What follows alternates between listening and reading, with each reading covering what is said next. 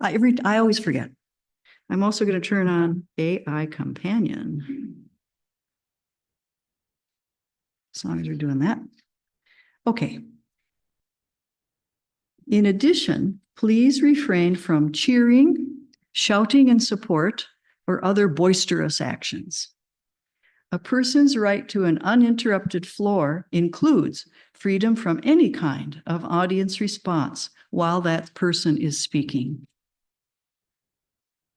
The only allowed interruptions are for points of order. If a member thinks we're not following our bylaws, our standing rules, or the democratic rules of order. Next, handling voting. Tonight, we have several important discussions and votes. So please keep in mind, a member must not take more than a fair share of floor time, nor speak to a motion more than once until all others who wish to speak have had a turn. You may not respond to another member's comments until everyone else has spoken once, even if you think they are in error. So I want to remind everyone that only members of the Vashon-Maury Community Council are eligible to vote. If you're not a member, please refrain from voting so that we can ensure the integrity of the process. People who have submitted their membership applications in the last few days, unless they've been processed by Debbie Jackson, you're not on the list, so you cannot vote yet. It takes time to process membership applications. Okay, so if you're not a member, please refrain from voting so that we can ensure the integrity of the process. This is called good faith voting. It's really the only practical way we can conduct votes.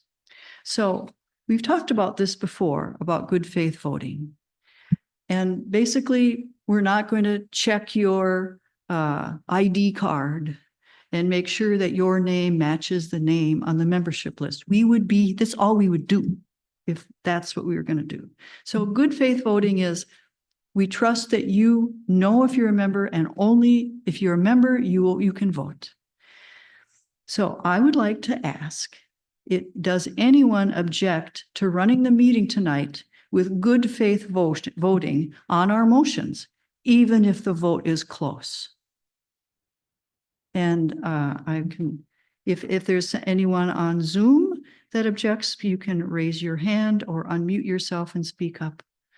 And if there's anyone in the room here who is a member who objects to this. Oh, that's so wonderful.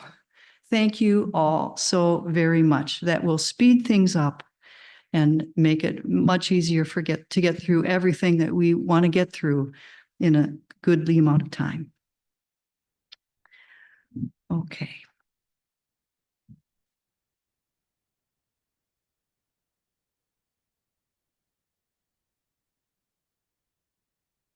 So now I would like to acknowledge that the board members that we have present in our meeting tonight. We have Ann Thorne. She's one of our board members. We have Ben Carr, who's another board member. Deborah Gusson, who is vice president, is on Zoom with us this evening. I'm here. Elena Camarillo is she on? Here she is. There she is. Jessica Anakar is on Zoom. Thank you. She's our corresponding secretary. Dr. Stephen Nurse. Does anyone know? Is he on Zoom? He was having difficulties, wondering if he could make it tonight in person, but was hoping he could be there on Zoom. I'm not seeing him yet, but I'm sure he'll be showing up.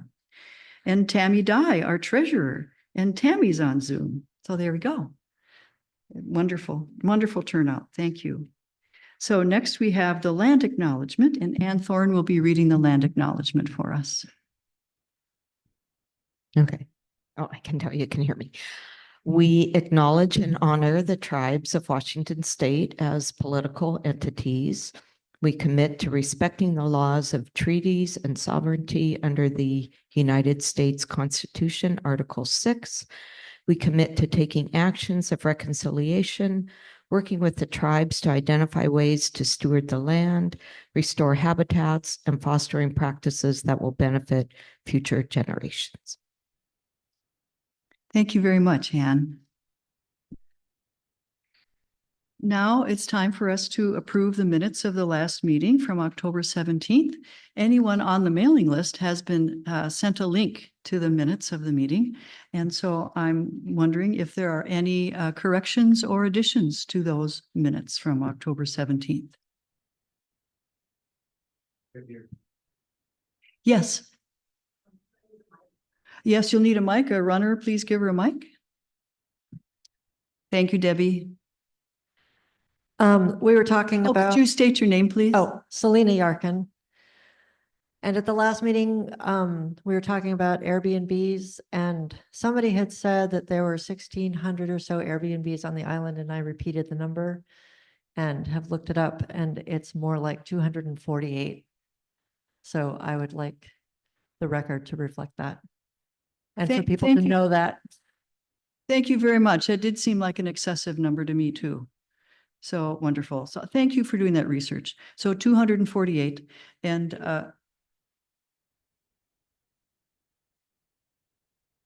okay. And does that right. And would that count the other Most people do all different platforms. you don't have a mic. I just wanted to clarify on the Yeah, so those are Airbnb numbers, and most people that have an Airbnb who post on multiple platforms. And so the Airbnb numbers are going to be pretty, it's an approximation, but it's going to. So we'll say approximately 250 then. Yeah. We'll just round it because Sounds good. otherwise it sounds like it's really, really accurate. True. Okay. Okay. So are there any objections to making that correction? I want to add something to what Selena was just saying. I'm Armin Yusufi, and I was in the hotel business for almost 20 years. Even the 248 number is probably an exaggeration. I know from different things I've been involved in that many of those people, they may be listed, but they often don't have their units available. I've heard lots of anecdotal stories of people who don't respond to phone calls and that sort of thing. So I question whether even the 248, but the 1,600 figure, that's just nuts. There's something like 6,000, maybe 7,000 residences on the island. So for 1,600 of them to be Airbnb, no way. Right. Well, they're listed whether or not they're fully occupied or not. I think that we'll stick with the 250. Yeah. Okay, great. We shall make that correction. I would like the secretary to, okay. Okay. Yes, Joanne, would you please, what is this on the minutes? No. Oh, I just wanted to say it would be good to make a notation as to where that number exactly comes from. It is going to be an issue going forward in terms of housing, the figure, and just, yeah, so it'd be good to know where the person got it and to make note of it. Okay, we'll make note. It came from Airbnb. Okay. Really? Okay. Okay. All right, very good. Deborah, would you mind making that change in the minutes of that meeting? Very good. Thank you, Deborah. Okay.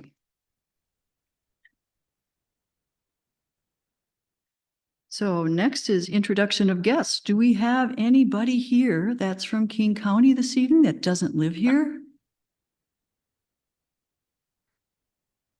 How do you remove a raised hand? Good Sorry. evening, everybody. This is Chris Lampkin from Councilmember Mosqueda's office.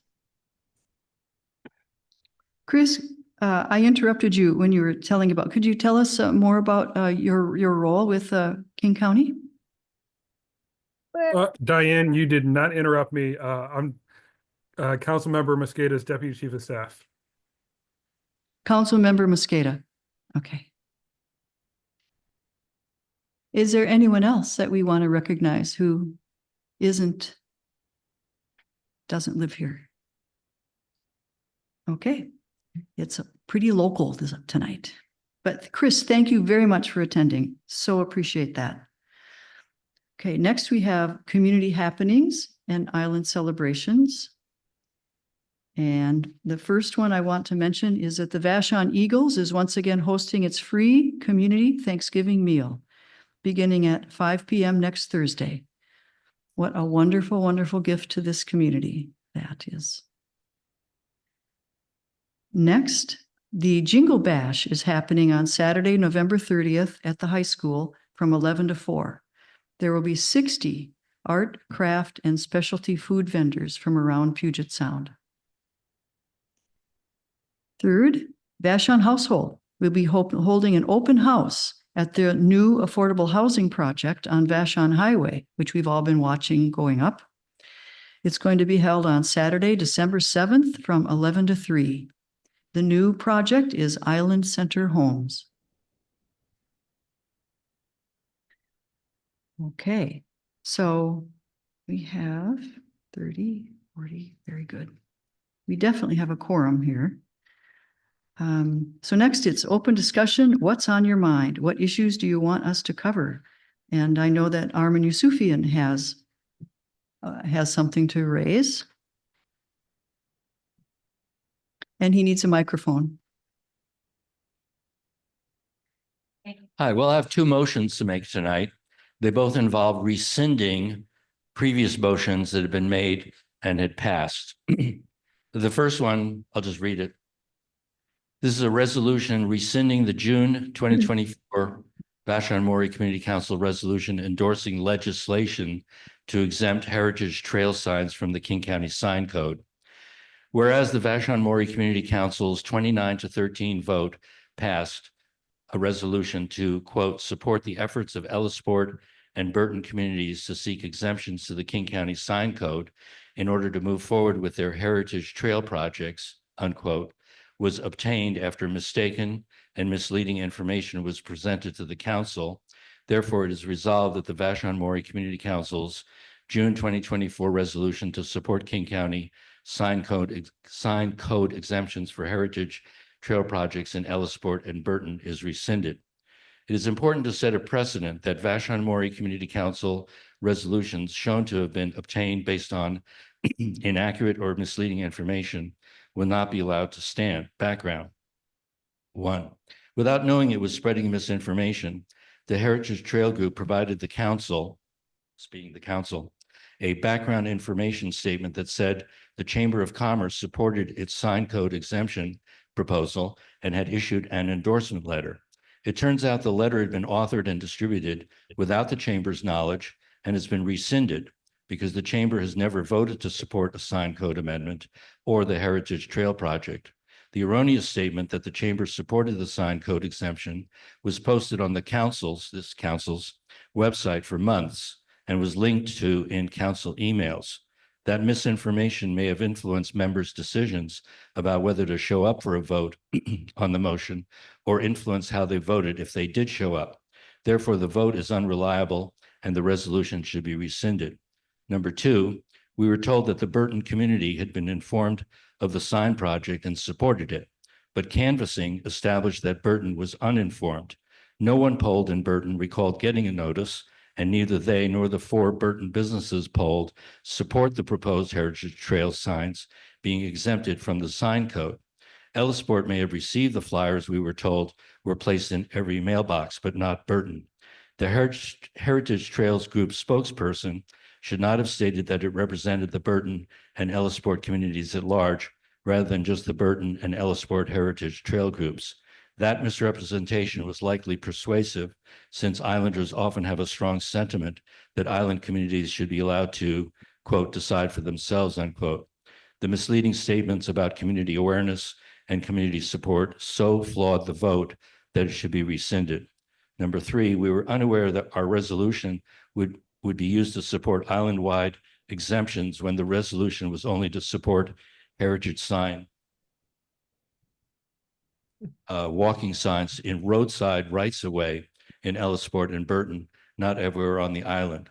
The resolution's wording limited it to the efforts of Ellisport and Burton communities to seek exemptions to the King County Sign Code in order to move forward with their heritage trail projects.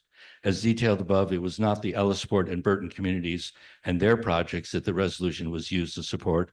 It was the efforts of the Heritage Trail Group and its interest in putting its heritage signs in road rights-of-way and on private property all over the island. We cannot know whether voter turnout would have been greater or whether the vote would have gone the other way if council members had been aware that the visual environment and road rights-of-way everywhere on the island were at risk. But because the resolution was used to seek an island-wide exemption when Ellisport and Burton exemptions were what we thought we were supporting, the resolution should be rescinded. On a personal note, I was involved in petition gathering, and in the course of 1 week, it was like about 225 signatures. I'm for sorry, Armin, petitions. you've read the motion. We Okay. need to have it seconded before we Got go it. any further. Yeah, I'll second that. This is Rick Schrum. Sounds like I've got 2 seconds. So I'll just add personally that I was in the Ellisport neighborhood, talked to 3 residents. They'd never heard of this thing. They weren't aware that they'd ever received any notification, and they were all opposed to it. I spoke to a 4th person that I've known for years by phone. He was similarly opposed to it.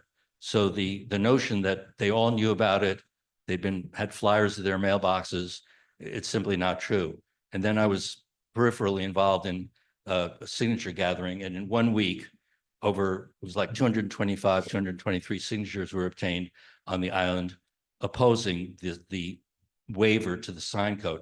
The idea is that these signs would be placed in the road right-of-way at the same time that the Puget Sound Energy Advisory Committee is objecting to, the movement of the poles and so on. So anyway, that's that one. Should I move on to the next one? No, please. We need to, this is just time for everybody to discuss it. Oh, I didn't want to monopolize it, but go ahead. One motion at a time. Yes, Steve.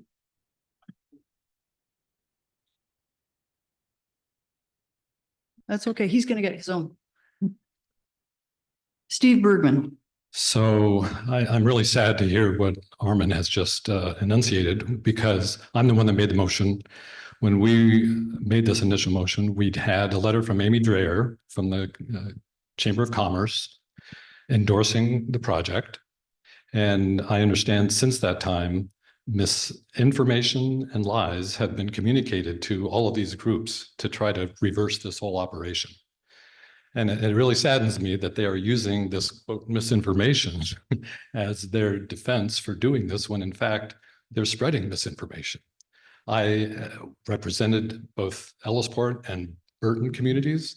Both communities have distributed flyers to every single residence in both communities, Ellisport and Burton, describing these heritage trails, the whole idea. These heritage trails are to build community, to bring community together. And so far, they've been doing nothing but that. And it amazes me that we've got this opposition that has just sprung up when, in fact, the community supports it. If we didn't realize there was such opposition, otherwise we would have gotten a petition with hundreds of names on it. And the reason these names are being added to a petition is because misinformation and lies are being distributed. And it really saddens me that this is being taken place. We're trying to build community here. These are bringing communities together. It's celebrating the rich history that we have on the island. These are unobtrusive signs that are low profile. They don't obstruct any kind of vision or landscape. When we say right of way, 15 feet off of the road is within the right of way. So we're talking about safely positioned signs like in Docton. These signs in Docton have been there for 15 years. Schools go there all the time. They learn about the rich history of Docton and the fantastic shipbuilding that we had here on the island. And it just amazes me that some of these positions being taken by some of these opponents are spreading this misinformation. Thank you. As a point of No, order, no. I objected to saying lies. I didn't use the word lies on the other side. I object to his using the word lies. I think that's a failure of the decorum. That's all. I would like to have Victoria Barr unmute herself on Zoom, because we're going to switch back and forth between Zoom and in person. So Victoria, please unmute yourself and comment. I wish Mr. Bergman had pointed out what he's calling lies, and I wish he'd pointed out what he's calling misinformation.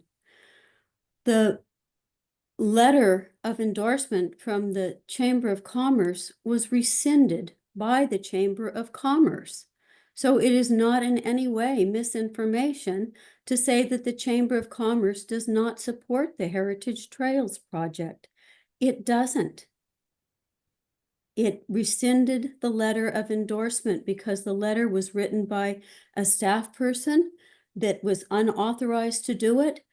They weren't even aware that it had been done, and they rescinded it when they became aware of it. So that's not a lie, and that's not misinformation. Nor is it misinformation to say that the businesses pulled in Burton were not aware. Owners and managers of businesses there were not aware of this project.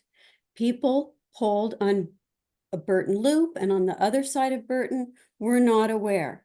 The people did not support this, these projects. And while I understand Mr. Bergman feels these will bring communities together, I just don't see how that's the case when the people in the communities, what's brought them together is that well, it hasn't brought them together, but they've individually declined, said they don't support these things. So I understand Mr. Bergen has an idea that having these signs about their history will bring a certain identity to the communities, but the communities in the people in Burton and people all over this island that were pulled like their neighborhoods the way they are. And no matter how unintrusive you think a certain sign might be, a lot of people don't even like seeing a Ridwell container on the sidewalk, and we bring our garbage. Thank you, Victoria. Thank you. We have other people who want to speak. Sorry. There was someone. Could you, Mike, and please speak, state your name into the mic before you speak? I'm Laura Wintergreen, and I'm just confused. So I wasn't at the last meeting. I thought the first gentleman who spoke was saying that at the last meeting, you voted against the signs, and he wanted that rescinded. I'm now getting the impression that you voted for the signs. Yeah, several months ago. Okay, so several months ago. Okay. So the vote was for the signs, and then I thank you for that clarification because I really misunderstood what he had said. I would like to say I do support the signage, and I live in Ellisport, and I never received any information about it. Thank you. Thank you very much. Okay, so I would like to. So is there, okay, Rick Schrum, please unmute yourself. And Yeah, share Rick, what you have to thank say. you. Thank you. I was amazed by 220 people signing a petition. That's a significant number in my recollection of petitions and different things that we've looked at. And also the fact that you know, the chamber has rescinded that is obviously something to pay attention to. And I think the right-of-way point was important too. I mean, this council's fighting two different sides of a right-of-way question, and that makes no sense at all. Thank you. Thank you, Rick. Okay, so we're not voting on this tonight. For those of you, oh, excuse me, Ben. Ben Carr. My name's Ben Carr.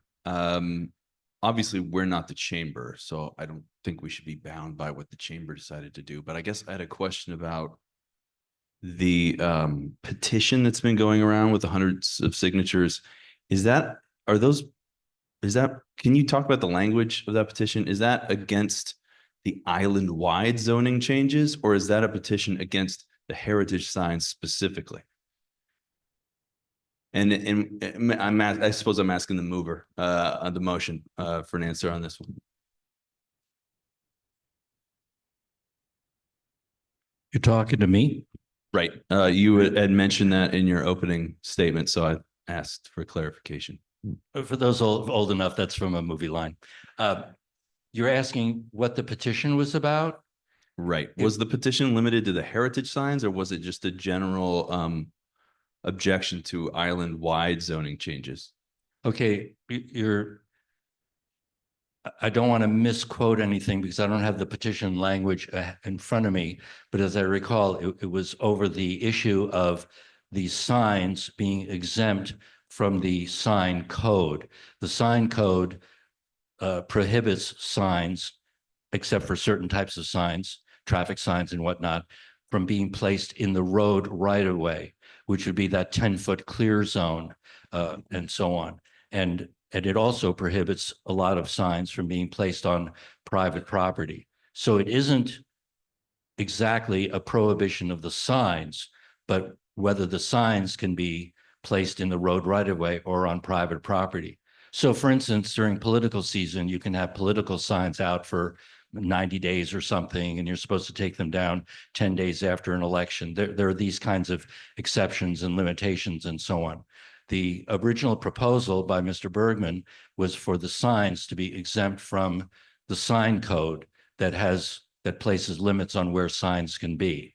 Right. I guess just for clarification, though, my question was the petition that you talked about that hundreds of people have signed.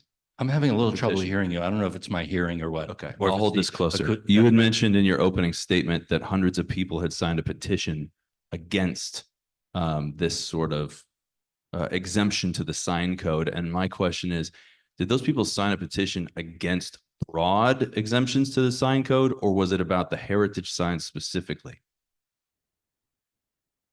How about Victoria Barr has probably in front of her at her home or wherever she's on Zoom, the petition language, and she could maybe read that, or Rob Horsch has his hand up, so maybe he has it.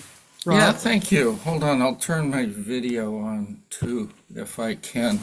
Okay, so what it actually says is, King County Council, please keep existing sign codes for Vashon-Maury Island. So it's asking them not to change the existing zoning. Thank you for that. Okay. Is there any language in there about the heritage signs? The people who signed that, did they know that So, their signatures yeah. would be used to argue against the heritage signs? I'll read you exactly what the rest of it says. It's sort of information here. It says, we believe digital options are better than physical signs for sharing local history. King County is being asked to vote to exempt historic signs and markers from the codes for road rights-of-way and private property on Vashon-Maury Island. We believe relaxing the sign code would negatively affect the island's character and visual environment. Thanks. Appreciate it. Thank you, Rob. Okay, we are going to have to end the discussion about this now. It's been, a lot of information here has been shared. We won't vote on this until the next community council meeting, whenever the new board is going to hold that, probably in December, but maybe not. And there will be more discussion at that time. And by then there will be information shared about this, and we'll come back together and talk about it. And then have a vote on it at that time. Thank you very much. And Rob, would you put your hand down, please? Okay. okay, on to the second motion. This one's much shorter, way shorter. Okay. Okay, the second motion is a resolution to rescind the Vashon-Maury Community Council resolution opposing ballot proposition 2117. And that was on the Climate Commitment Act. So whereas, one, the Vashon-Maury Community Council is the functional equivalent of a government agency under the analysis set forth in Telford versus Thurston County Board of Commissioners, which was a state court of appeals case in 1999. It is therefore subject to RCW 42.17A.555. 2, under RCW 42.17A.555, No such agency, quote, may use or authorize the use of any of the facilities directly or indirectly for the purpose of assisting a campaign for election of any person to any office or for the promotion of or opposition to any ballot proposition, unquote. These are campaign finance rules, in other words. 3, in August 2024, the council passed a resolution opposing Initiative 2117, the ballot proposition to repeal the 2021 Washington Climate Commitment Act. Therefore, it is resolved that the Vashon-Maury Community Council's August 2024 resolution opposing ballot proposition Initiative 2117 was improper and is rescinded. Is there a second to that motion? By a member? Okay. And we can have a very brief discussion about this. Yes, Ben? I'm not the council's lawyer, but I practice as an attorney during the day. And I've moved to postpone this vote indefinitely because it's based on a false legal premise. The first premise here being that this community council is the, quote, functional equivalent of a government agency. And it cites to a case, Telford versus Thurston County Board of Commissioners. That case doesn't apply. First off, the facts there involved a commission of public officials. And then I've read the case just now, that case set forth a 4-part test to discover whether an entity like this is the functional equivalent of government. First step, does this agency perform government functions? I would submit the answer is no. 2, what is the level of government funding for this entity? Well, last year we got, I think, $5,000 for helping people fill out a survey. I think that's And nothing this year. nothing this year. So I would argue that also cuts against this being the functional equivalent of government. 3, what is the extent of government control over the entity? Well, the answer for us is 0. And then 4, whether the entity was created by government. And the answer for us is no. So we would fail this test that's put forth in Telford versus Thurston County, which means this is based on a false premise. It's never going to be applicable, no matter how long we wait. And so we should postpone this vote indefinitely. Has that been seconded? Okay, so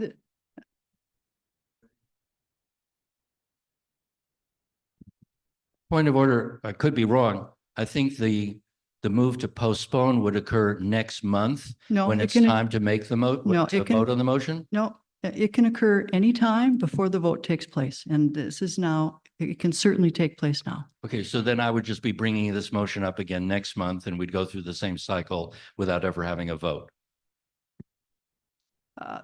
Possibly. So we have a motion on the floor. And any further discussion about the motion to postpone this indefinitely? Yes. Rob Horsch has his hand up. Thank you, Diane.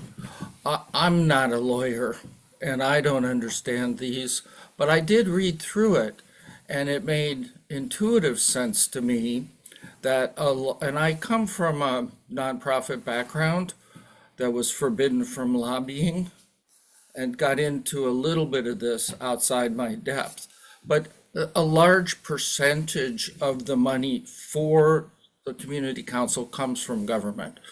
I believe even you can say it's $5,000 last year, but I think that's very close to 100% of the funding. Or am I completely wrong on that? A lot of funding has been coming from donations, in-kind donations from board members. Okay, so but it's an arguable point. Is it a large enough percentage? I don't know the answer. I also understood King County encouraged this to be formed, so there's some argument there.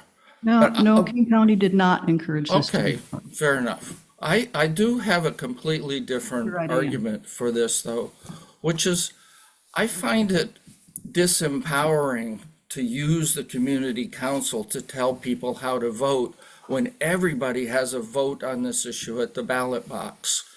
And that I would be against it because I think it's a it's a disempowering way to use the council, regardless of the legal arguments. Thank you. Okay, anyone else wish to speak before we take a vote? Yes, Selena Yarkin. Yeah, I just wanted to second what he just said. I've been thinking about bringing a motion to the council saying that we don't politicize the, we all are citizens and we all have a right to vote and we have one vote. And then to use this council as a political way of trying to sway things at the state level or whatever. I think that it discourages people from coming to the meetings who maybe don't feel like they're represented by the majority, and that it's really important for this council to be open to everyone. And so I would agree that it's disempowering to have that. And I don't, the legality of it, I don't know, but I've been thinking about a motion along those lines. So. Okay, and there's someone in the back of the room who would like to speak. I didn't look this up, but my understanding when I read what the purpose of the council was, it was to influence. That's the stated purpose of the council. So if we then say, no, they're not going to influence, why are we here?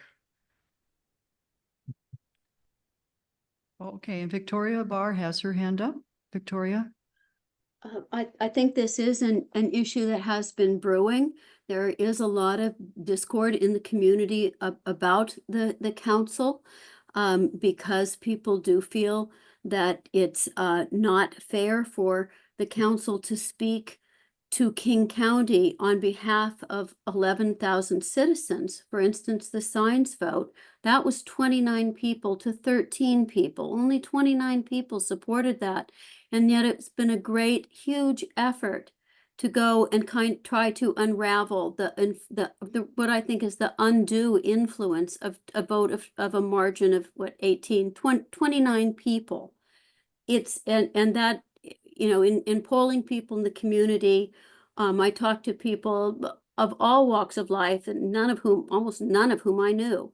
But it was constantly either they didn't know about the council or they resented the council for speaking for them when they didn't feel represented here. So I agree with what Selena's remarks, and I think that's something I'd really like to see the new board and the council consider, is whether we would be better off as a forum where people could come and get information, and then they could go away individually and write to the King County Council, whomever, the state legislature, but then their voices would be just as strong as anyone else's voice, instead of having the weight of maybe a few votes in this council outweighing them. Thank you. Thank you, Victoria. Okay, you've spoken already, so I want to see if there's anyone else who hasn't spoken yet to this motion. Yes, never mind. Okay. Hey, Diane. I need to know excuse me, there's people on Zoom who haven't spoken yet. Deborah Gusson. Yeah, I just quickly, I mean, I agree actually with the philosophy of maintaining neutrality and allowing lots of opinions. But I'm troubled with this idea of rewriting history on rescinding these. I mean, at the time of motions, the people that were there supported, various decisions. And I don't think we should go backwards. If there's a decision that going forward, we don't want to make a political statement, I think that's a reasonable thing that the council should be able to talk through. But I don't think it's done by rewriting history. I don't know that there's any benefit for that. The ballot measure failed. It's done. Whatever is done is done. And I'm not sure that this is going to really benefit, other than the conversation about going forward, should we do it, which I think is a perfectly valid question. So I would like to ask the members, there are more people who would like to speak, but are you ready to vote? Or would you like to hear more discussion about this particular thing before we vote? We're voting on Ben's motion to table this indefinitely, to postpone it indefinitely, the motion that Armin brought up. That's the motion that we're going to vote on here. Are you ready to vote? Do I get Okay. to speak again about? No, or it's not your motion. To rebut what No, Ben I'm said? sorry. It's not your motion. Well, if there are still people that want to speak, I think they should speak, Diane. Well, we'll be here all night. And I would like to have a show of hands if we'd like to take a vote. Based on what you've heard so far, are you ready to vote? And people on Zoom, raise your hand as well. If you feel it's time to just go ahead and vote on Ben's motion. Okay. Oh, is this a vote? No, this is a vote. This is a vote to see if they're ready to vote. So, What point of order? yes, point of order. This is Mark Seeley. I thought motions were made and voted on in a later meeting. I don't understand why we would be. This is, well, we're not voting on the original motion. We were voting to postpone the motion. And that can happen at any time before the actual vote takes place on Armin's motion, including now.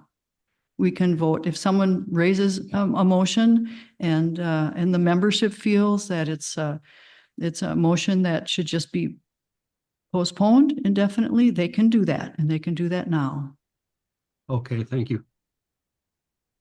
Point of order, are we voting to vote or versus continuing discussion? We're Because I voting think- on continuing discussion. Because I think it takes a 2/3 vote to stop discussion and proceed No, to a it does vote. not. Does not require a 2/3 vote. This is like you're voting to move the previous question, and that requires a 2/3 vote, at least under Robert's rules. I don't We know. what don't it is use in Robert's Democratic rules. I know we don't follow Robert's rules, but under the Democratic It rules, does not require 2/3 vote. well, I disagree with you, and I'd like to put it to the body then, because I have that right as well. Okay. We have a motion on the floor. Your point of order is that we require a 2/3 vote. Is that it? To stop discussion and proceed with a vote on Ben's motion. Because as Rick Schrum has pointed out, there are people still who want to weigh in on this, and you're halting discussion. Okay. So the body It needs to wasn't- decide whether we allow more people to speak. We wasn't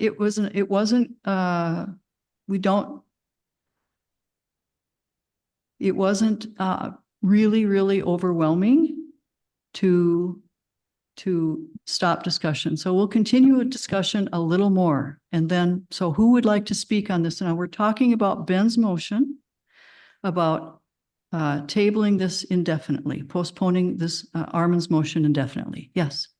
And please get a microphone for him and state your name, please. I'm Bill Noller. I'd just like to ask Ben to clarify your motion. We heard two motions on the floor. You moved to table discussion of number one, number two, or both? Number Thanks. two. It's just for the number two, the one about rescinding our endorsement of initiative 2117. And I Okay. move to table that. Definitely just means you can do it Thank you. next I time. didn't understand which one. Okay, Jessica on Zoom. Joni. Joni. Joni. She's had, oh, she removed her hand. Okay. Okay. Anyone else? Oh, back to me. Yeah, if you'd like to speak now, Armin, please do. Okay, so my- To Ben's motion. right.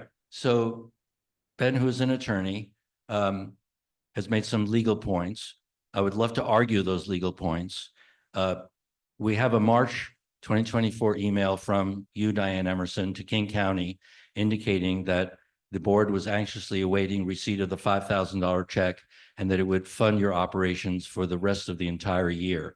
Number one. Number two, the grant from King County, the 4-page legal document signed by both parties, King County and the then treasurer, spells out that the $5,000 from King County to the Vashon-Maury Community Council, it describes the community council as agency, which is the same verbiage that's used in the Telford decision, which is listed at the Public Disclosure Commission's website. And it states that the $5,000 is being given to the community council in furtherance of a King County purpose or goal, which is to gather information from the community about their priorities to use for budget analysis and so on. So prongs number 1 and 2 of the 4-prong Telford analysis, I believe, are very clearly satisfied. You don't have to satisfy all 4 prongs. There's a 6-page dissertation or analysis at the Public Disclosure Commission's website about this. This is more detail that I wasn't going to provide, but there's a substantial legal argument here. I'd Thank love you, to Armin. have competing briefs with Thank that. you. Thank you very much. Okay, we really need to move on. So I am going to call the vote. So we're going to vote now on Ben's motion to postpone Armin's motion indefinitely. Okay, all those, and I'm going to set up a Zoom poll for that, and people can vote in person. If you remember, if you agree with Ben's motion to postpone Armin's motion indefinitely, please stand up. And vote counters, go ahead and do that.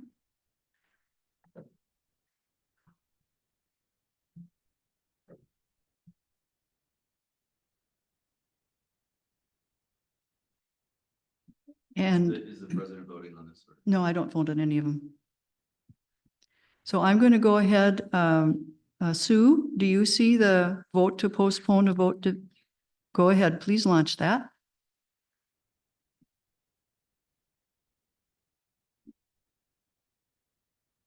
And while that's happening, we will take the number. Please, if you wish to vote against Ben's motion and to allow the vote to take place on Armin's motion, please stand up.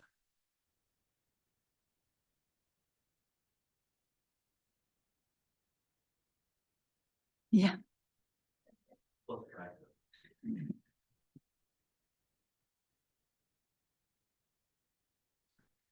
Okay, the voting is slowed down and stopped, so I think we can end the poll now. Because the Zoom poll includes both, and then end the poll, and then please share results. And so people can see the results, and Elena's taking them down.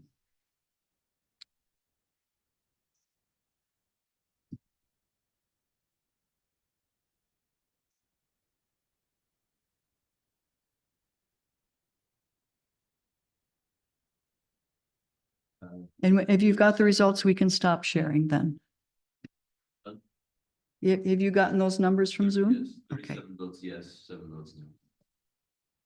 So the total of the yeses and nos is what? You need, please use your microphone. Please use your mic. The total was 44, 37 yeses, 7 nos. You said 44, 37. I don't understand 44. 44 total votes, 37 yeses, or 7 nos. Okay, so your motion definitely passed. Okay, so Armin's motion has been postponed indefinitely.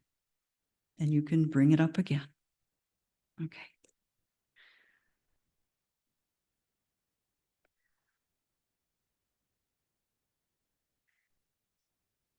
So next we have announcement of our new community council board. For 2-year terms beginning December 1st, 2024. And Sue Gardner of the Elections Committee is to give a report on the vote. There she is. You have your own mic. Hi, this is Vashon-Maury Community Council Election Inspection Process and Results Report. November 21st, 2024. In compliance with Washington State law for nonprofit board elections, Section RCW 24.03A.460 Inspectors of elections. There were 3 of us that were inspectors of this election. The inspector will verify that all persons voting electronically are members of the community council. The inspector will gather any English or Spanish language paper ballots postmarked by the close of the election at 5 p.m. November 14th, 2024.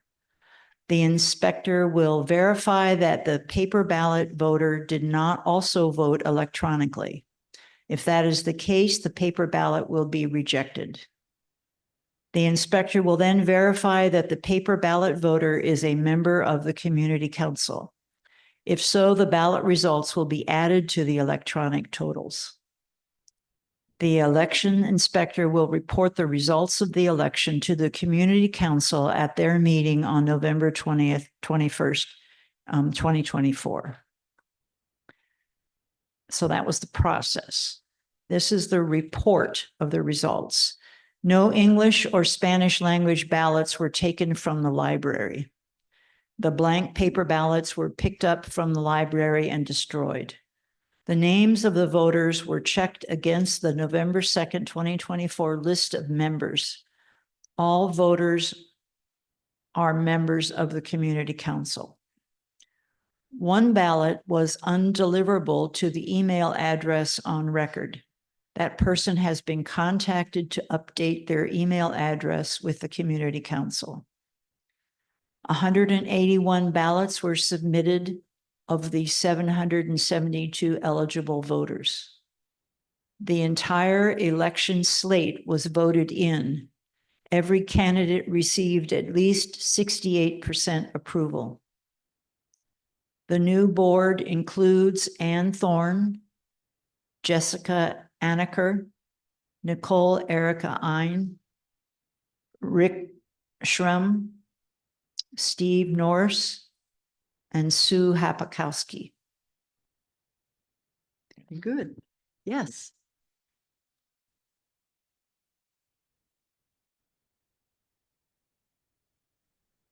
So because I'm leaving the board and have been doing so much of the day-to-day running of things for the past 5 years, there's going to be a steep learning curve for the new board members. They are going to need your support and your offers of help and your patience while they get their feet under them. And keep in mind, there are only 6 of them, when a full board for this organization is 12, so that the workload can be shared more equitably. So if you believe it's important for our community to have a forum where we can come together like this, join the board and help make this organization as good as it can be for the community. Please say yes if asked to help.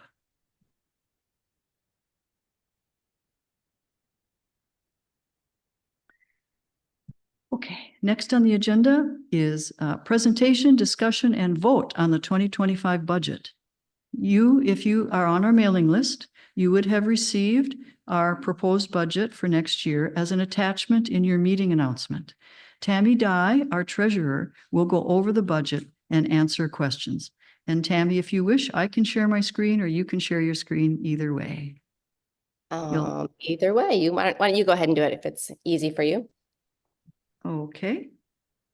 And can you see me and hear me all right? Yes. Yes, so you might want to increase her volume a little bit in the back.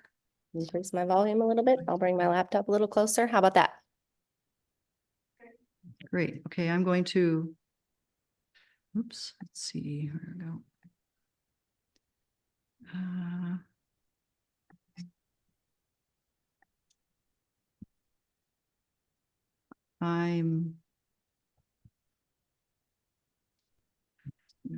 Okay, here we go. Oh, there we go. I can now share my screen because it's up. Hey, So there it is. This is the budget. I'm going to move that out of the way. There we go. All right. So Can you scroll up just a little bit so that people can see the total of the expenses, other direction? Other direction, okay. Yeah, there you Oh, go. is that Okay, good? so, yeah, that's perfect. So this is the budget for the year. If you remember from past budgets, it was around $3,000 for the year. So you can see right there in the middle of the screen that the budget this year is around $6,000. And so that's a considerable increase. That's due to a couple of big expenses that we have. One of those is we bought an additional insurance policy, and we will continue with that for next year. And that insurance is to cover these kinds of meetings where we have people in meeting rooms, and we want to be able to cover slips and falls, things like that, any sort of liability that we would have for people in person. And then we also, unfortunately, in order for us to run our website, it costs us $700 every 3 years, and this happens to be the year. So that's a huge expense for next year. The rest of the change is mostly due to the increase in membership here, which is wonderful. We've gone from a small club to a very large club, and that means that we have a lot more expenses in terms of meetings. So what you'll see on here is additional Zoom seats for large meetings. You'll see facility rentals for large meetings. We have a line here for MailChimp, which is a software that we can use in order to manage our much larger mailing list. We have Election Buddy, because these kind of in-person raising your hand elections have gotten to be difficult for us. And so we have this online form. So a lot of expenses that are new and larger due to our larger membership. A lot of the other things are basically the same. The only expenses that we really have are around running meetings. So whether it is Zoom or in person, and then we have to be able to advertise the meetings. So we've got, we have to make posters, we have to be able to send out mailings, we have to have our website. You'll see special event expenses. We have just a few opportunities to gather donations. And one of the things that we do is work at the Strawberry Festival. So we have a booth. We have to be able to store our equipment for the booth. We have to be able to create flyers. So what you see there in the middle of the page is overall expenses are around $6,000. And then income is pretty small. So we normally get about $1,000 in donations from between the Strawberry Festival and members contributing. We historically get $500 to $2,000 from board members.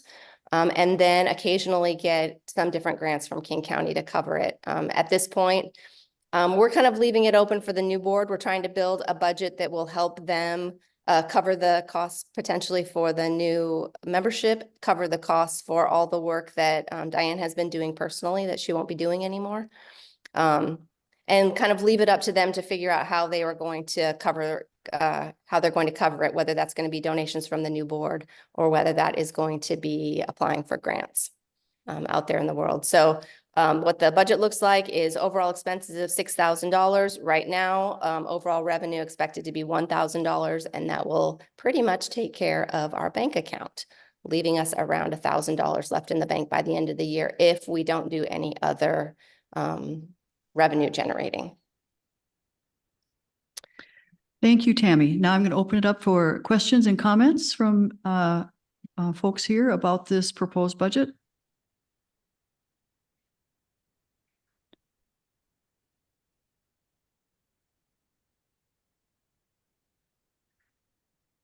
I'm not seeing any on Zoom. Is there someone? I can't on mine. I'm sorry. I'm having a hard time seeing. Okay, Rob Horse, you have your hand up. Yes, I just want to say thank you for this. That is, I've seen a lot of budgets from agencies I used to deal with making grants to. I really appreciate the work that went into this, the specificity. I just want to say thank you. That's it. Thank you, Rob. Thank you, Rob. Okay, Rick. Yeah, I would echo that too. And Tammy, thanks for coming in and getting this nice and organized. And the one comment I have is that I don't know what the revenue the organization generated this year outside of grants and it sounds like in-kind donations. But I think the Strawberry Festival didn't really generate any revenue. So it's a pretty tall order, I think, to put generating revenue on here, given the history of the the organization to generate revenue. And Yeah, I think we have historically been able to get around $1,000 from the Strawberry Festival. There were years when we did sold strawberry shortcakes. This year we had the raffle. We had to return some of the money from the raffle, but a good number of the people who participated in the raffle just said, go ahead and keep the money. So I do think for the new board, you're going to have to figure out where the money is going to come from to run this organization. It's not straightforward. Okay, is there anyone in the audience here who would like to comment or ask a question? Okay, is there anyone else on Zoom? I'm having a hard time seeing. No? Okay. I'm trying to unmute. I'm sorry, what? I think that was Bernie. Okay. Bernie O'Malley, I'm trying to unmute. Oh, okay. Would you like to speak, Bernie? I just have a question about where the original $6,000, essentially a carryover from 2023, where did that $6,000 come from? And is there a budget report about that we as members can go find?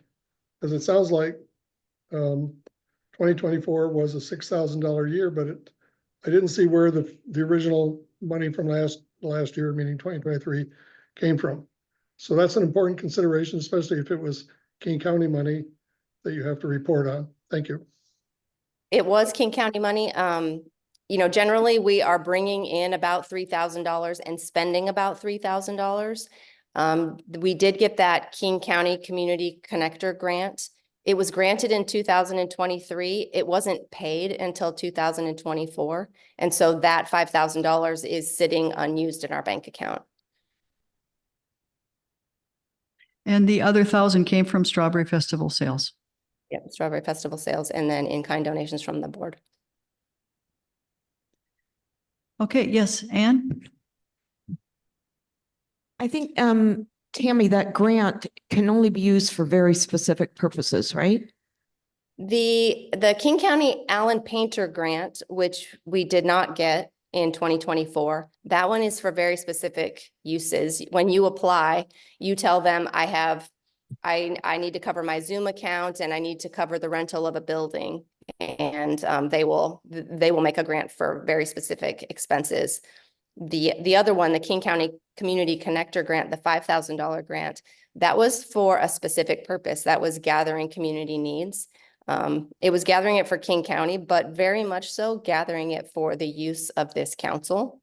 And that was primarily why we did it, is because we wanted to know as a council, and it's a very, very long spreadsheet and we've all read it and we all look at it. There's no limits on how to spend that money, Anne. Yeah. And it was just, we did the work, and then that particular one, they gave us the money. Just the cap. Thank you. Okay, Victoria, please unmute yourself. Bernie, you've already spoken, so we're going to let other people speak first. I think I am unmuted. Can you hear me? Yep. Thank you. I was wondering what the expenses are anticipated to be that are associated with increased membership, because although the membership is 771 or something, that was really driven up by hundreds and hundreds of people joining over the divisive issues in the community that we were facing a few months ago. And since then, I think the next meeting was like 45 people or something. Tonight's a big meeting. It's a big annual meeting. And we have 80 people maybe here. So what I'm wondering, what are we really expecting to have greater costs if we're actually not going to have more people? So Diane, are you able to scroll down just a little bit? Certainly. There are a couple of particular line items that would be for a large group. And this is money that we don't have to spend unless we get a big meeting. So there is a line, sorry, the other way, Diane. Additional Zoom seats for a large meeting. So you'll see 5 at $50. And so we only pay for that if we have a large meeting and we have a topic that we expect. If a topic is not controversial, then we won't spend that money. And the same thing is true for facility rental for large community meetings. We budgeted 1 at $300 and 4 at $50. I think the church that we're at right now is free. Yeah. You know, and as long as we will keep the budget as low as we possibly can. We won't spend money unless we have to. But, you know, when we have to rent the park district, or if we have to rent the theater, it's pretty expensive, but that just sits there waiting. Yeah, of course, that my point, when I appreciate those remarks, my actual point was, if you have maybe 50 people, you know, 60 people tonight, you had 45 last time, that maybe we don't have to worry about that, because we can have 770 some members, but if the only people that really participate are about 50 at the most times, then hopefully we don't have those expenses. Yeah, Thank you. Exactly. Anytime the Seattle Indian Health Board is going to show up in a meeting, we will have a large meeting. And I can see some other very controversial topics coming up in the next year that we will have very large meetings. Okay. And is there anyone that hasn't spoken yet to this? Okay. So Bernie, you'd like to speak again? If I can unmute, Diane, I think the next board would really appreciate the listing of what you just said coming up in the next year. Would really appreciate your ability to see the future and itemize those items that are in your mind based on the last sentence that you just did. Thank you. We're in regular contact with the new board about what to expect and how to do things. So absolutely, I will be sure. And they're all here, so they're hearing it right now. Okay, thank you, Bernie. All right. So if there's no one else that wishes to speak, it's time to vote on this budget. So I will go ahead and stop sharing. And Sue, do you have the vote ready for the Zoom people? Voting on the budget? Do you find that? Well, we'll get started here in person. All those in favor of accepting the budget as proposed, please stand.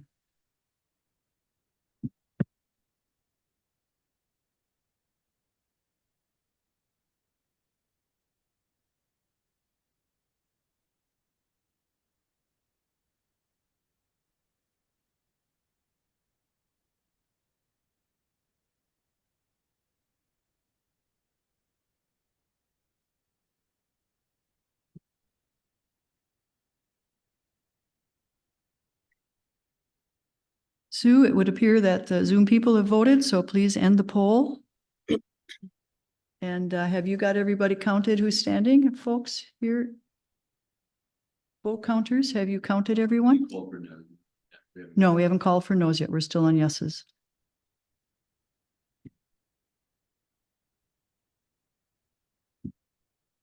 Okay, please sit if you wouldn't mind. And those of you who are voting against the budget as proposed, please stand. That's easy. Okay, and the Zoom poll is finished as well, and that's being shown up on the screen.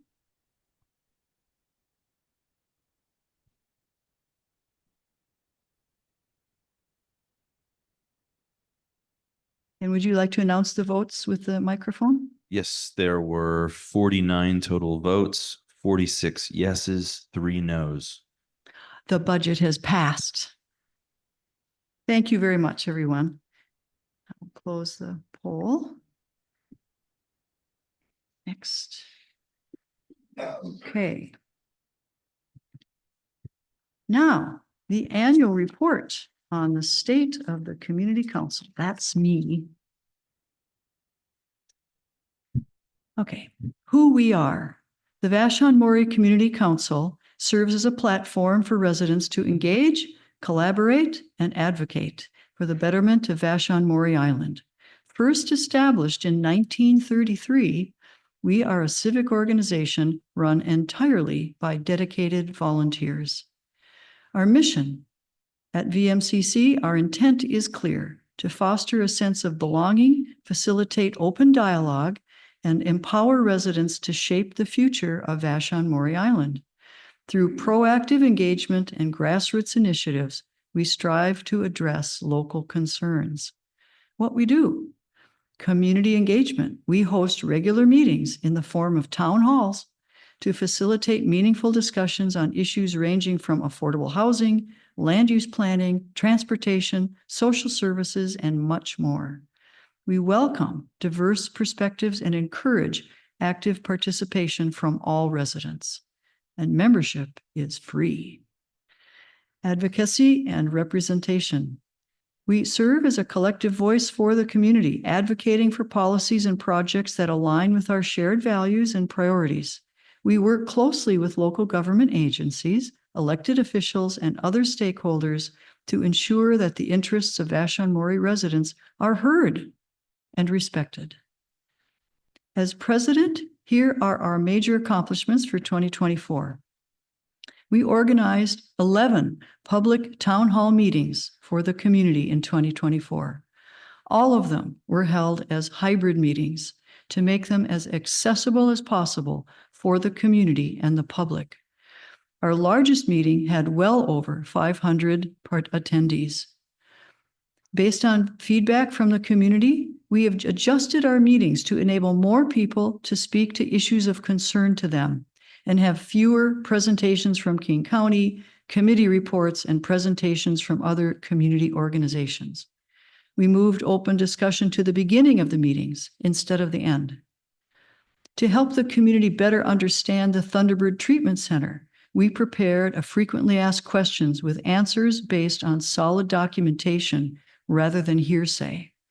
And at the September meeting, we budgeted a full hour and a half for community members to share their thoughts, support, and concerns about the treatment center. Everyone present had their chance to speak and did so in a mostly very civil manner. It was a model for how our meetings can be run.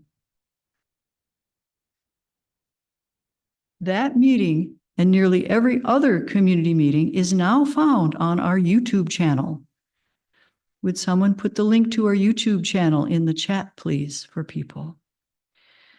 We asked King County to provide more opportunities for Vashon residents to weigh in on the comprehensive plan, and Councilmember Teresa Mosqueda responded with 2 separate additional meetings just for Vashon residents, one in October, one in November.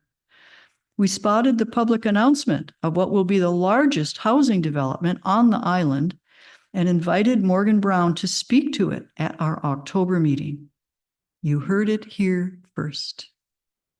The board has recently voted to form a new committee, the Island Navigation Network. And now I'm going to ask Jessica Anakar to give a brief explanation of this committee.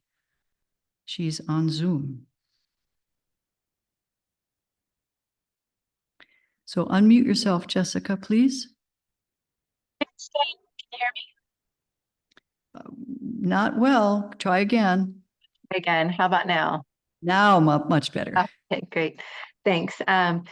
So the Island Navigation Network, the vision of the Vashon-Maury Community Council Island Navigation Network's committee's vision is to build relationships, engage with service nonprofits and business organizations to advise the board in the needs of Vashon-Maury Islanders. The Island Navigation Network's mission is to partner with service nonprofits, organizations, and promote networking through them to address vital points.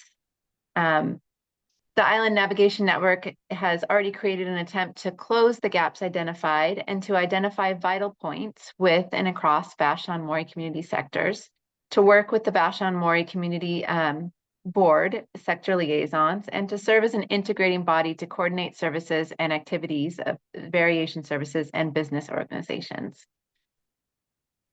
Thanks so much. Yeah. Thank you. So one of the things that this committee is doing is working to develop one-on-one relationships, strengthen one-on-one relationships, and trust among community members so that when something happens on this island, a fire, an earthquake, whatever, people will know each other, trust each other, and get help from each other. That's a key aspect of this new committee. Okay. Next, in partnership with Vashon Household, our Affordable Housing Committee and talented volunteer Rachel Rome created a separate page on our website to help people understand how to create an accessory dwelling unit on their property. On Vashon, affordable housing is a critical issue on our island, and this is an area where the Community Council can help a lot to bring people, ideas, and solutions to bear on the problem. Our mailing list and membership list increased dramatically in 2024. We now have nearly 800 voting members and well over 1,100 people on our mailing list. No other community council in King County is anywhere near as large as ours. We voted to send messages to Washington State in support of environmental initiatives, which passed, to Puget Sound Energy, to King County on the comprehensive plan, and more. We've been careful with our funds and are going into 2025 with just over $6,000 in cash to cover next year's expenses. We have networked with other community organizations to support their key initiatives and information, especially Vashon Household and the Chamber of Commerce. Our main challenge as an organization continues to be recruiting volunteers and board members. We could do so much more for the community if we had a full board of 12 people and key volunteers to take on updating the website and doing social media. So next, recognition. Our annual meeting is a time to recognize our volunteers. Every single person involved in the Community Council is a volunteer. Volunteers put in anywhere from 1 to over 20 hours a week to keep this organization humming along, plus studying and responding to the many questions and issues that come up every day.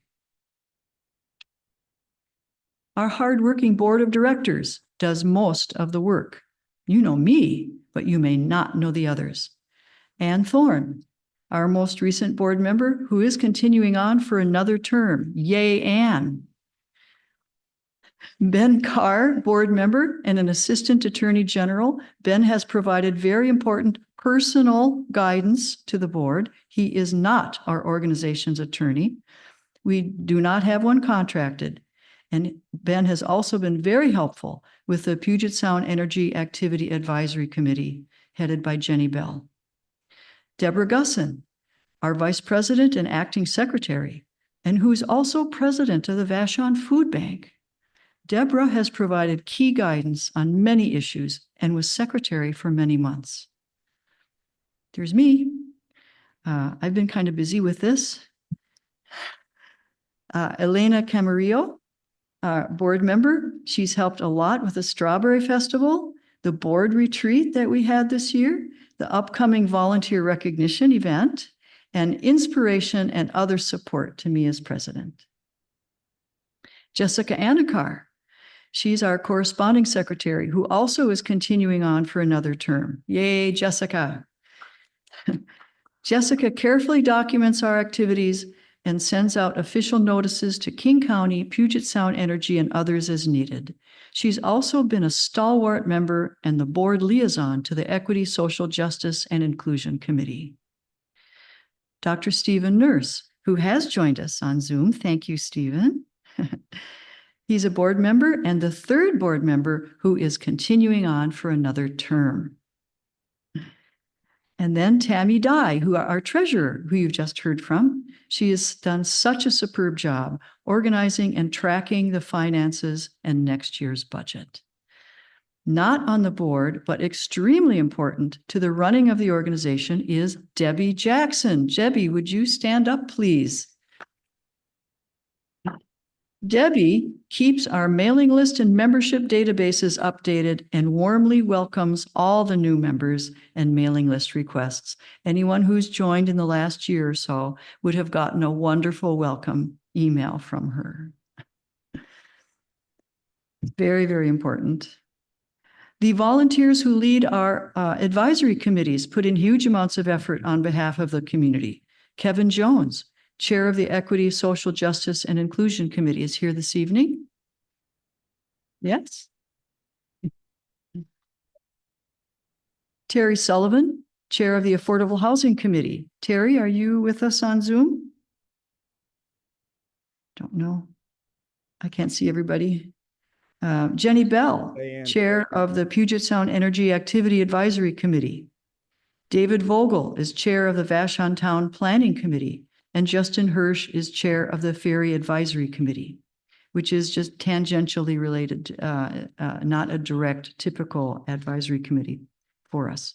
There are many more volunteers.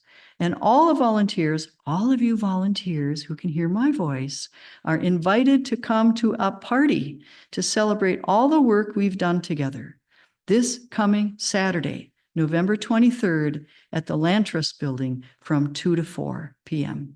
It's a potluck. Bring your favorite potluck dish or beverage, but no alcohol, please. The Land Trust doesn't allow it.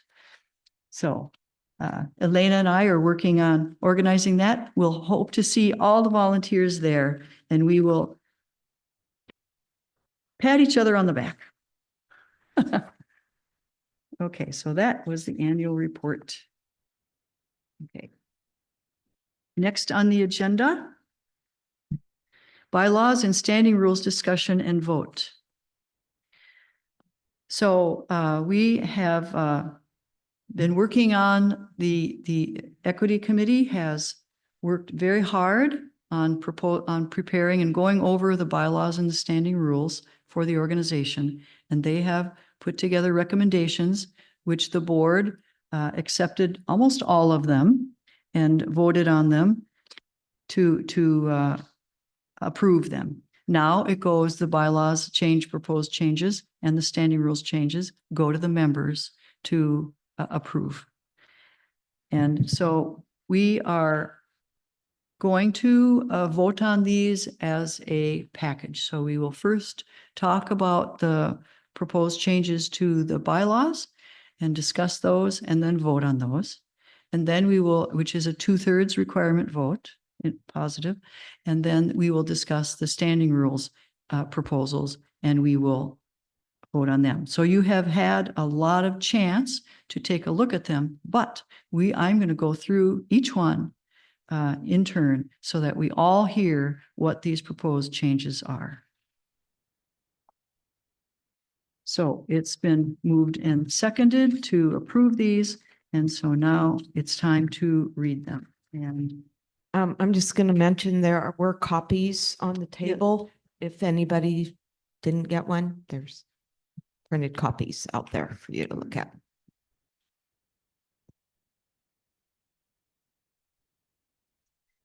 okay. The first proposed change is a purpose, and you know what? I'm going to pull this up and have it on the big screen for you to follow along.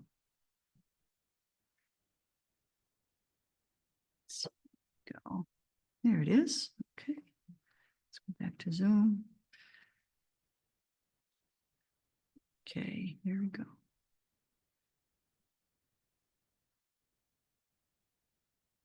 Try to make this bigger.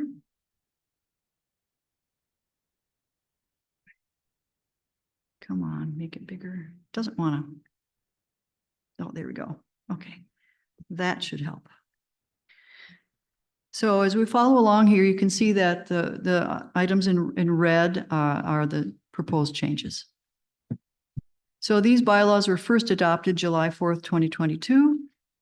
And here are the proposed changes.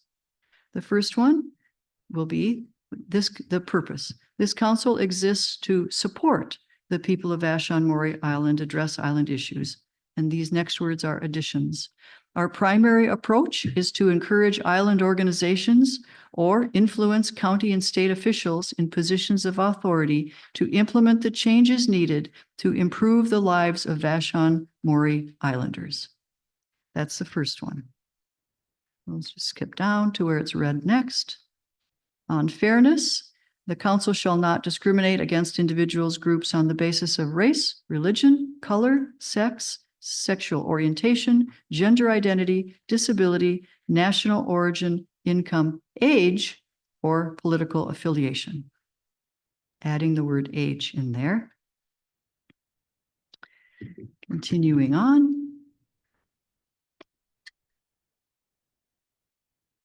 liaison to community. Each director or a person appointed by a director, well, that could be a volunteer of some sort, shall serve as a liaison to one or more sectors as identified in the standing rules.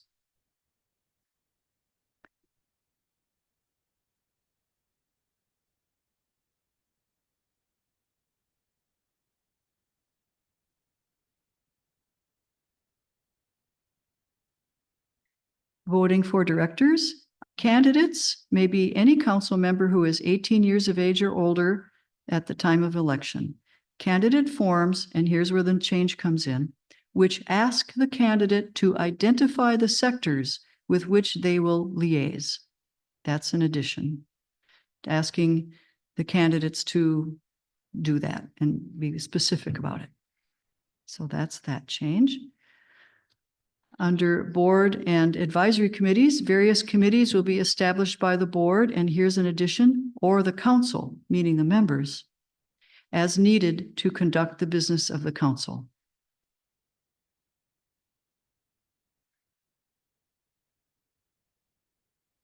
And there you go. Those are the changes to the bylaws. Now I'll open it up for discussion and questions.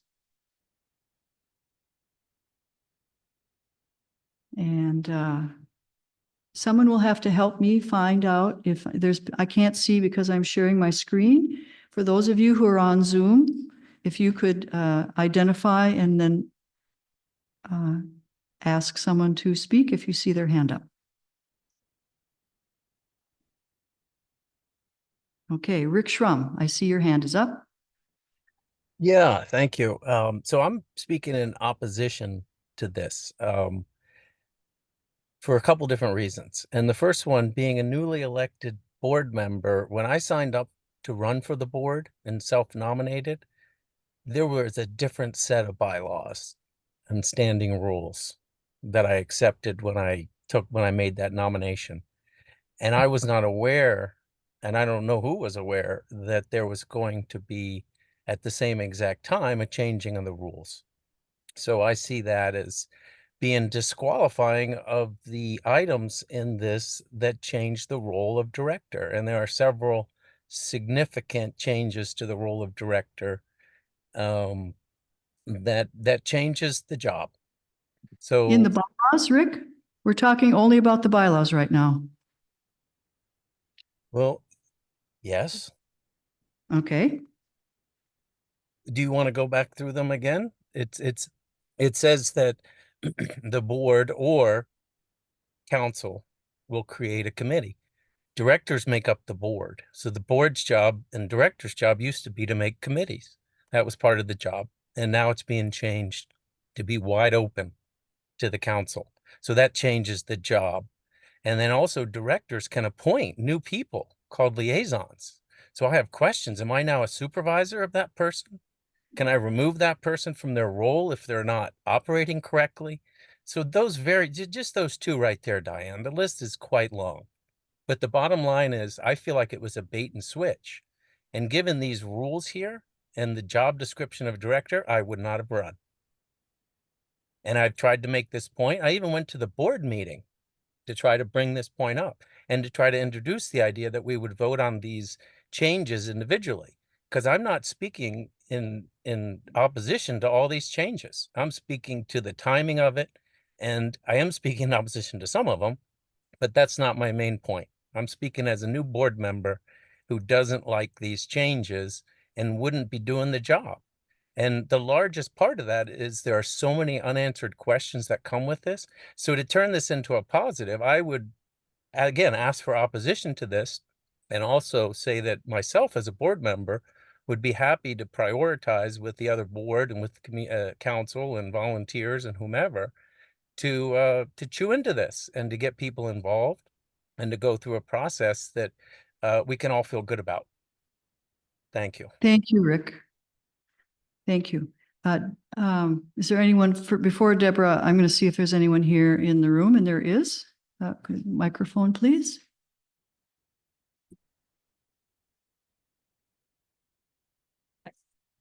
Could you state your name, please?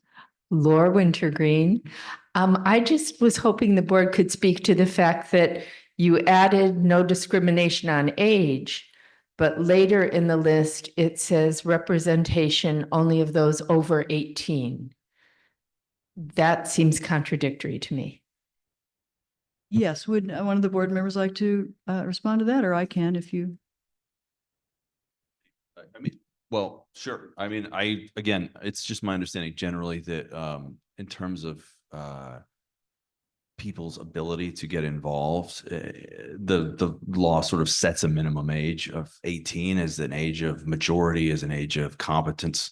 It's that way in a number of different aspects: criminal law, civil law, entering into contracts and whatnot. So, I mean, I understand that when we use age, you would think it should cover everything. And I absolutely get it. I think, I don't want to speak to the committee that put together the language, but unfortunately, I think it's going to require that anyone who's in a leadership role in the organization has to be of the age of majority. Yeah, that's how, I know it seems contradictory, but it would be very wordy to try to word it some way that age is in general not no discrimination there, but except for membership. Yeah. Okay, so on Zoom, do we have any hands up? Deborah Gusson. Yeah, I just, I wanted to quickly reply to Rick's comment, just to clarify the timeline. The Equity Committee has actually been working on this for over a year. And I think it's come up in a few meetings that this is work that's been underway. It's not new. And actually the motion was made, it was the recommendations were brought in October, and the motion was made to bring these to a vote before the election of the new board members. So I don't feel like it was a bait and switch. This was known before the election. So, I mean, we can agree or disagree about them, but I think it's been pretty transparent and above board. Yeah, thank you, Deborah. I don't agree at all. I personally can say I'm that. I'm sorry, Rick. I'm sorry, Rick, you can't spoke speak. directly to me and directly to my points. No, you cannot speak yet. We have not heard from everyone. And I made it clear at the very beginning of the meeting that people cannot respond to other people like this in this meeting. Everybody needs to get a chance to be heard first. And we still have people who haven't been heard. So Bernie, would you like to share your thoughts or questions? If I'm unmuted, would you mind, I tried doing this online. Could you scroll down further on what you're showing the Zoom people to one of the last items of change in red? Sorry, back up. Sorry, could you go back up to right there? That was the first one that bothered me in my consideration of going on the council. Was it creates a larger than expected group of people who are serving as liaisons. I'm not sure that that was well defined, in my opinion, my observation. If you can scroll down to the next red line, please. Sorry to make you do that, but I couldn't find it. Oh, it's fine. It's fine, Bernie. No worries. And I tried to get it online. Keep going up. That one is fine. Keep going, please. Thank you. There you go. This last one just blows my mind as a person who used to work in civil service. A committee can be established by the council. In other words, any one of 700 and whatever the number was can create the various committees. I find that extremely burdensome to the next board, which I, of course, didn't volunteer for and didn't get elected for. But I'm basically supporting Rick's point of, holy cow, the council of 700 people can do this. Thank you. Wait.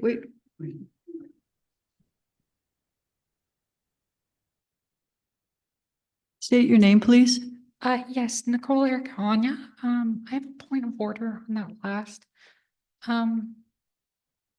comment. Washington state law does specifically allow the council members with board approval to create committees. So that is in full compliance with the law. Okay, thank you. All right, is there anyone else?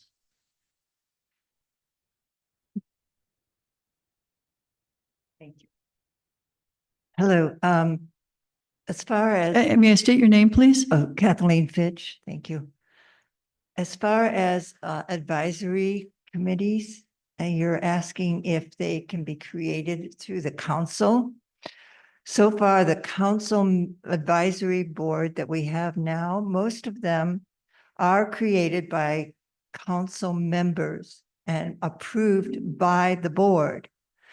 Ones that, the ones that were just approved, the Island Navigation Network was created through a council member and approved by the board. I think the housing committee was proposed by council members and approved by the board. We could go through almost every one except the communications committee that is mostly the board. It's a committee of the board. It is a committee of the board. All the others that I think, if I'm right, have been created through council members, bringing them to the board for approval.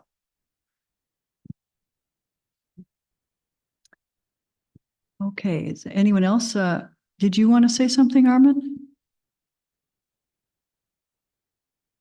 Yeah, more on the subject of piggybacking off of what, or following up on what Rick Shrum had to say and Bernie O'Malley about these committees, the formation of a committee. Where the heck is it? But anyway, well, you know where it is. Yes, it's up on the screen. Oh, fine. So the idea of anybody in the council being able to create a committee seems like a recipe for a lot of expansion of the workload on the board, and I believe is contrary to state law, which says, if I interpret this correctly, and if I can find it here, where did it go? There's an RCW that says board and advisory committees, and then it gets down to the advisory committee part, that a nonprofit corporation may create or authorize the creation of one or more advisory committees, and then it goes on. And actually, as Ben pointed out last month, a corporation acts through its board. So the way I read this, I think it's poor writing. A lot of the RCWs are poorly written. I've heard that from lawyers for decades. It seems like it's only the board that can create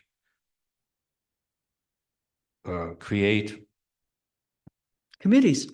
There was also some create, evaluate and appoint members of committees, not the membership. So I think who knows what other areas of these proposals don't meet state statutes. I think in general, I think the next board should deal with all of this, not be saddled with a bunch of changes that are going to create more work for, at this point, maybe only a 6-member board. So that's my comment. Thank you, Armin. We have another person in the back.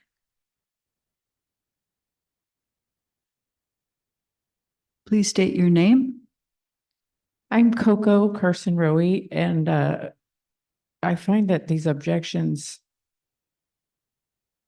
are kind of going against the mission of including the people in the community and having people participate and having voice in the community. And I feel that the perspective of the objection is one of trying to imagine that this committee has something to do with controlling outcomes in the community. And I would ask that people that are making those objections consider the impact of imagining that this community council is going to allow for some type of control versus an opportunity for people to be heard and have discourse in between each other and learn from each other and meet in the middle. And I'm perceiving the perspective as coming from one of attempting to have control over other people in the community or in the council. And I think that that really gums up the time that we spend together, and we don't have hardly any time left to talk about just the plain facts of what it is you're caring about.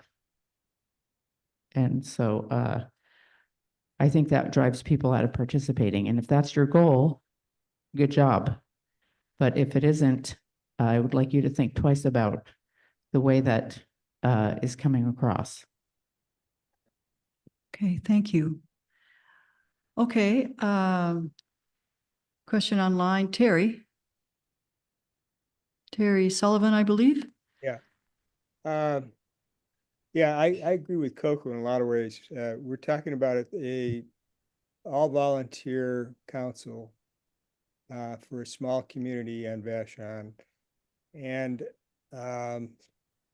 you know, there's no money changing hands here. It's just, you know, I think that we can deal with some of these things that might be a little bit vague at the time, you know, that to come up. And I think a common sense solution will be found easily in any case. I can understand the thing about the anybody on the council creating a committee, you know, who say, well, I want to create a committee on the welfare of chipmunks. And, you know, then does the board have to assign a liaison to that committee? You know, I think we can deal with these things at the time, you know, that if it makes sense, then we'll go on with it, you know, but to read everything in here to the letter as if we were a bunch of anonymous people that didn't have basic understanding, and that there were people here that were actively working to disrupt or take over this organization, you know, it's just not realistic. Okay, thank you. Thank you, Terry. Ben. Thank you. So I also had a similar concern as some of the people have voiced today about broadening who can, you know, propose the creation of committees, except that I think it's important, at least for me, it was persuasive to know that this language here in the proposed bylaw changes does not exist in isolation. So there are still RCWs, like the statutes on that still apply, that give the board the ability to essentially stop the creation of a committee. So I'm looking at, for example, RCW 2403A 575 sub 2, where it says the creation of a committee of the board shall be approved by the greater of the majority of directors, for example. So even if somebody in this council, anybody brings a motion to create a committee, it still has to get majority board approval. That's what certainly persuaded me. It does allow the board to continue to oversee its committees, to perform their fiduciary duties, and look out for the good of the organization. So at least while I too had concerns about broad language like that, that section does not exist in isolation. That was my 2 cents. Okay, thank you. Mark Seeley. Yes, thank you. I completely understand that point. I think one of the issues that this is bringing up is I've heard a number of people say that these advisory councils that we have all been approved by the board. And to other people's comments, the way the language is in here, just by inserting those 3 words, or the council, it says specifically that the council can establish a committee. And it doesn't say, it make any differentiation in that sentence, whether that's a committee of the board or an advisory committee. It doesn't say that the council can propose to the board committees for their approval, which I think would be a great clarification, especially given the RCW that was just cited. And again, while it's not in isolation, excuse me,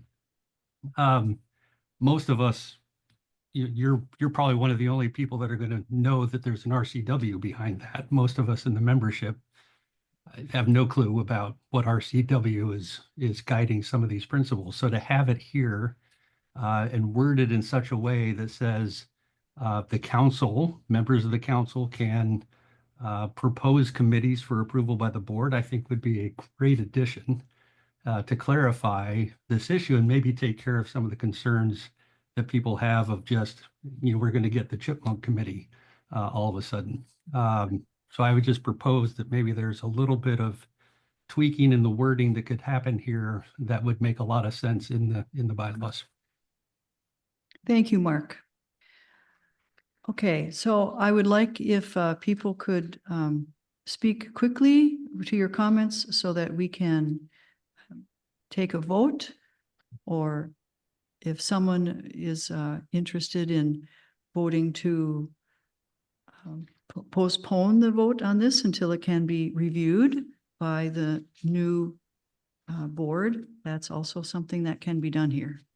Diane? Who's speaking? Steve, I was trying to raise my hand here. Oh, okay. Steve Nurse. Go ahead, Steve. I hate to ride the fence sometimes, but when I worked for the federal government, I always said, that there's enough laws out there. If they want to disprove something, they can, and if they want to prove something, they can too. I look at these changes here, and I don't see that many of them. I also, agree with Ben that there's certainly some interpretation in these things. I think if the new board wants to go over some of these points and bring some clarification to them, I don't have a problem with that. But I'm not, honest to God, not that worried about them right now. Okay, thank you, Dr. Nurse. All right, I'm going to call on Kevin Jones.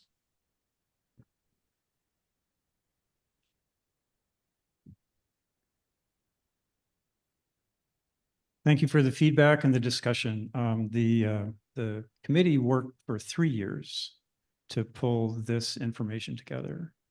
Some here will talk about the extensive discussions we had in the community about why we felt these are important. There are a few things. I know, Rick, I know you're feeling concerned about the changes, but I also know that you were a board member while this activity was ongoing. We also, I think, Dr. Norse, you pointed out that, are these really extensive changes or not? A couple of things about liaisons. We're really all liaisons. Every one of us here is a liaison. We live in parts of our community. We represent those parts of our community. What we found when we talked to people in the community is very few of them had actually been contacted by a member of this board in a liaison role. So what we just thought is that we need to help the board in this really, in our opinion, vitally important function to be able to understand who's in our community, what are their issues and concerns, and how are they represented. So we thought it was very appropriate to give the board the option of identifying a person who could act in that role. But in fact, we all act in that role. Every time we sit in this room, we act in that role as a liaison. The other thought about creating committees or advisory committees, very early in the write-up on the bylaws, we have language that establishes the scope of this council and what's in and out of scope. And I know that got revised like about 2 years ago when we went to a 501c4. So I think that's going to eliminate the chipmunk committee. But the other thing is that, would this board, the history of boards over 3 years, would they have called for an equity committee? Would they have called for the Island Navigation Network committee? Would they have called for the Affordable Housing Committee. Now, they may have, but is it their collective knowledge as 6 members, or is it our collective knowledge as a whole community that understands where it's important to focus our time and attention and gain knowledge about how we can improve our life here on the islands? And the last thing I'll say is that the ability to establish liaisons or committees is viewed in one sense here that it adds workload to the board members. If we just heard there's only 6 of them, but it also brings people in. It brings people in to help. I helped on the Equity Committee. I was the chair. Also helped on the Elections Committee. I've also helped with a few other things.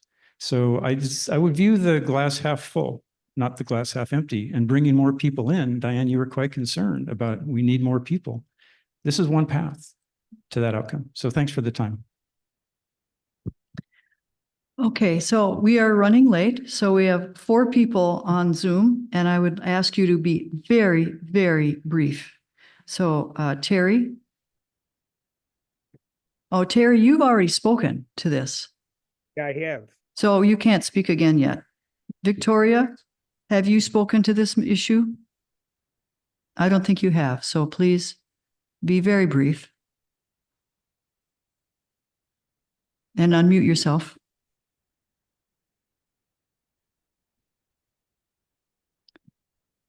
And you're gone. Okay. Virginia Lohr, would you please unmute yourself? Yes, thank you. I just want to speak on the wording of or the council for advisory committees. It doesn't say or any council member. So I think the concern that any one person's going to do a chipmunk committee is something we don't need to worry about. It says the council. So I assume that could only happen if there were a vote. And so I think that this language is fine. Thank you. Thank you, Virginia. Have you spoken to this yet, Nicole? Yeah, but I would like to. Okay. So Nicole. I'm sorry for not clarifying this. Specific language of RCW Title 24, Chapter 3A, Section 575, subsection 7. It allows the board to authorize the creation of these meetings from the council members. Thank you, Nicole. Okay, so Rick, please speak again if you'd like, and unmute yourself. Okay, yes, thanks. So I was called out a couple of times by a couple of different people. So Kevin pointed out that I had been on the board before. And when I asked about bylaws and work on the bylaws, I didn't get any information that there was any ongoing work when I was on the board. So just to clarify that. And we've already all said that there's ambiguity in the language. So when there's, why would we intentionally be introducing ambiguity into the language where we'd have to reach into an RCW?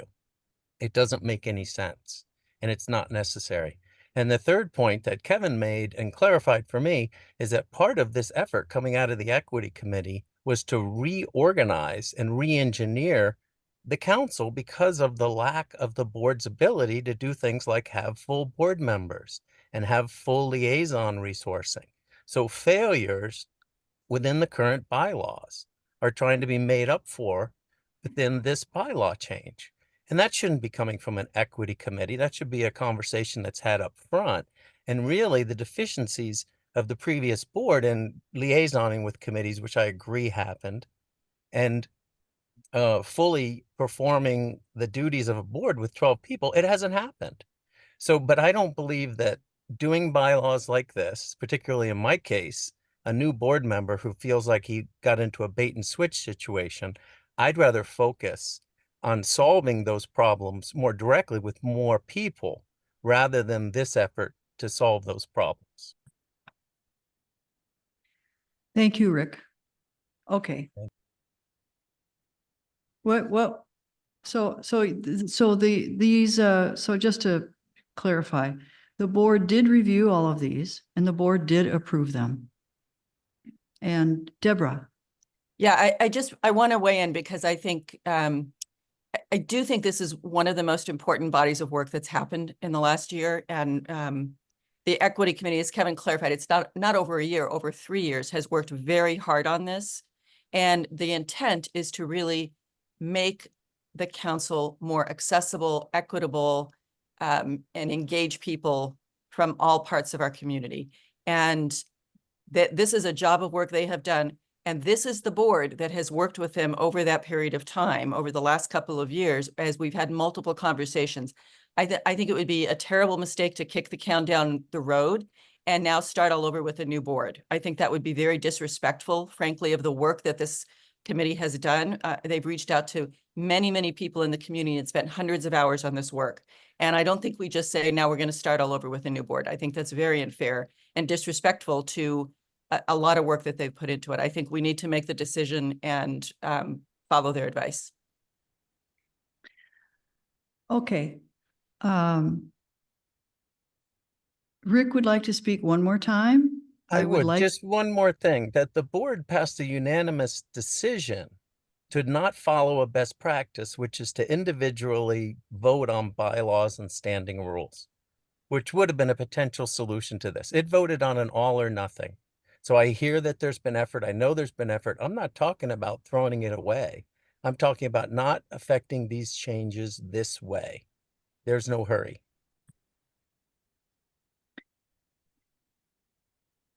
Yes, I need to, if we're going to continue this meeting tonight, we need to vote to continue and spend more time here working on these things. We're nowhere near done.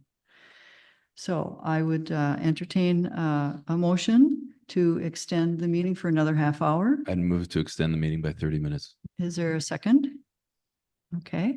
All those in favor, raise your hand.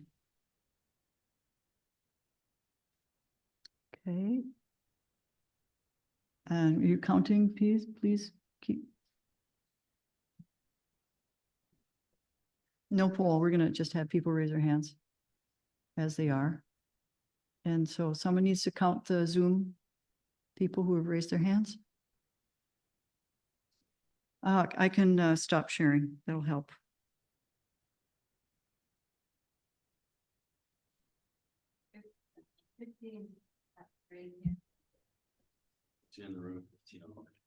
So 29 in favor. Okay. Okay, please put your hands down. All those opposed to extending the time of the meeting?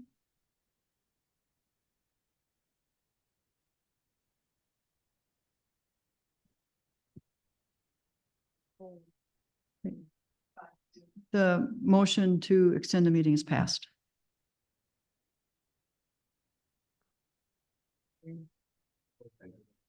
I understand. Thanks for those who were able to attend and have to sneak out. Yes. We'll do it another time. Yeah. Okay. Okay, so yes, we need to be very fast if we're going to be commenting, and we need to go vote on this. Do you have something really important you'd like to share on the bylaws? Microphone, please. My name is James Ricard. I'm a member of the Equity Committee. I just want to say very quickly on behalf of myself, I can't speak for the whole Equity Committee, the comments made by the future board members and the way they're treating the work of 3 years of people, which I will talk about in the next section. The people who worked on this day in and day out for 3 years are being treated disrespectfully by this board. And I suspect you will not get much support from anybody on the Equity Committee going forward. It's just completely unconscionable to me that you would come at people this way after all the work they've done. If you didn't take the time to read the minutes of all of those meetings, if you didn't take the time to listen to what was being proposed to bylaw changes, that's on you. That is not on the committee. Thank you. Thank you. Okay. Aaron Durrett, please be very fast.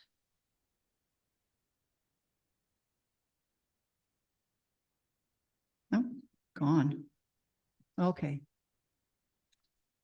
I'm sorry. Okay. I'm not hearing or seeing any more hands up. It's time to vote on this. This is just on the bylaws. Just on the bylaws. Jessica, if you can be very, very fast. Yes, I just want to second what James had to say. I'm also, my name's Jessica Lisowski, and I've been on the committee since the beginning for 3 years. And yeah, I feel like this work was done by folks who've got a record on this island of participating. And we spoke to many, many people. And the point was to open up dialogue. And these recommendations are to further that. And the idea that creating liaisons and having extra liaisons is somehow going to create more work is, you know, not our intention. Obviously, there are details, but, you know, people coming on now saying, no, let's wait and not vote on this. You weren't out there doing this. We were. And I appreciate the present board standing up for us and vetting what we've done. And I kind of resent these comments from the incoming board. And so I agree with James, and I think he's right about the rest of the committee being very disappointed by some of these comments. But I thank people that support. Thank you, Jessica. Oh, okay. Who had their hand up? Okay. Oh, you've spoken already to this, haven't you? No? Okay, not to this one. Very good. Hi, again, this is Kathleen Fitch, and I just wanted to say, this isn't like you're making a decision that's never going to change. People can bring these up going forward to change what is being approved today. This is, so if a new board comes on and they don't like the bylaws and the standing rules that are being presented and have been approved by the present board, that can be brought up in the later year. That's all I want to say. Thank you. Would anyone, I would entertain a motion to call the question. Second? All those in favor of stopping discussion now and taking a vote, please raise your hand.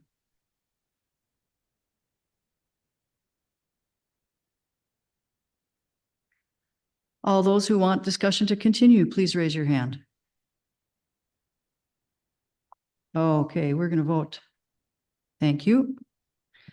All right, we're going to take a vote now on this motion on the bylaw revisions as a package. All those in favor of accepting the bylaw revisions as we've discussed, raise your hand. And please run the Zoom poll on this.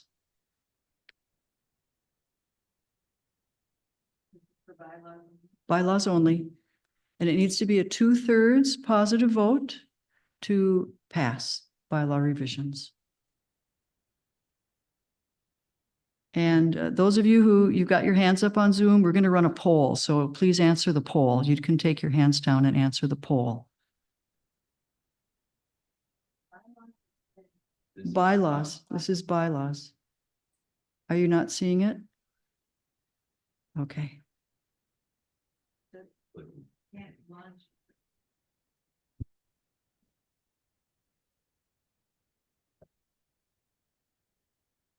What's?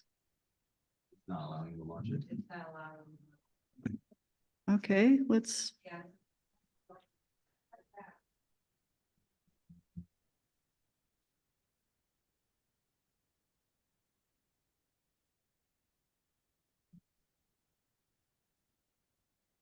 It says the poll's been launched. Are people seeing it? No. No. Can we just do the raise hand thing, Diane? I think they'll be faster. Yes, just raise your hands. This isn't working this time for some reason. Please raise your hands. I'm sorry about this. Raise your hands. In favor of- This is in favor of the bylaw revisions.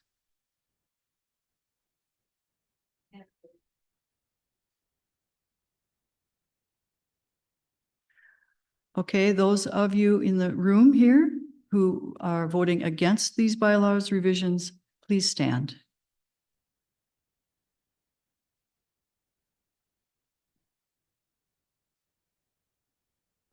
And do we have the count? I'm not saying. And I'm not voting. Okay, and now for the folks, do you have the numbers for the Zoom folks on who? Can you call for a vote online for the no's? Yes, I'm going to. Do we have the yes votes online? Yes. Okay, so those of you who are on Zoom, now we're going to ask for people who are voting against the bylaw proposal. So please take your hands down if you wanted the bylaws and put your hands up if you are against the bylaw proposal.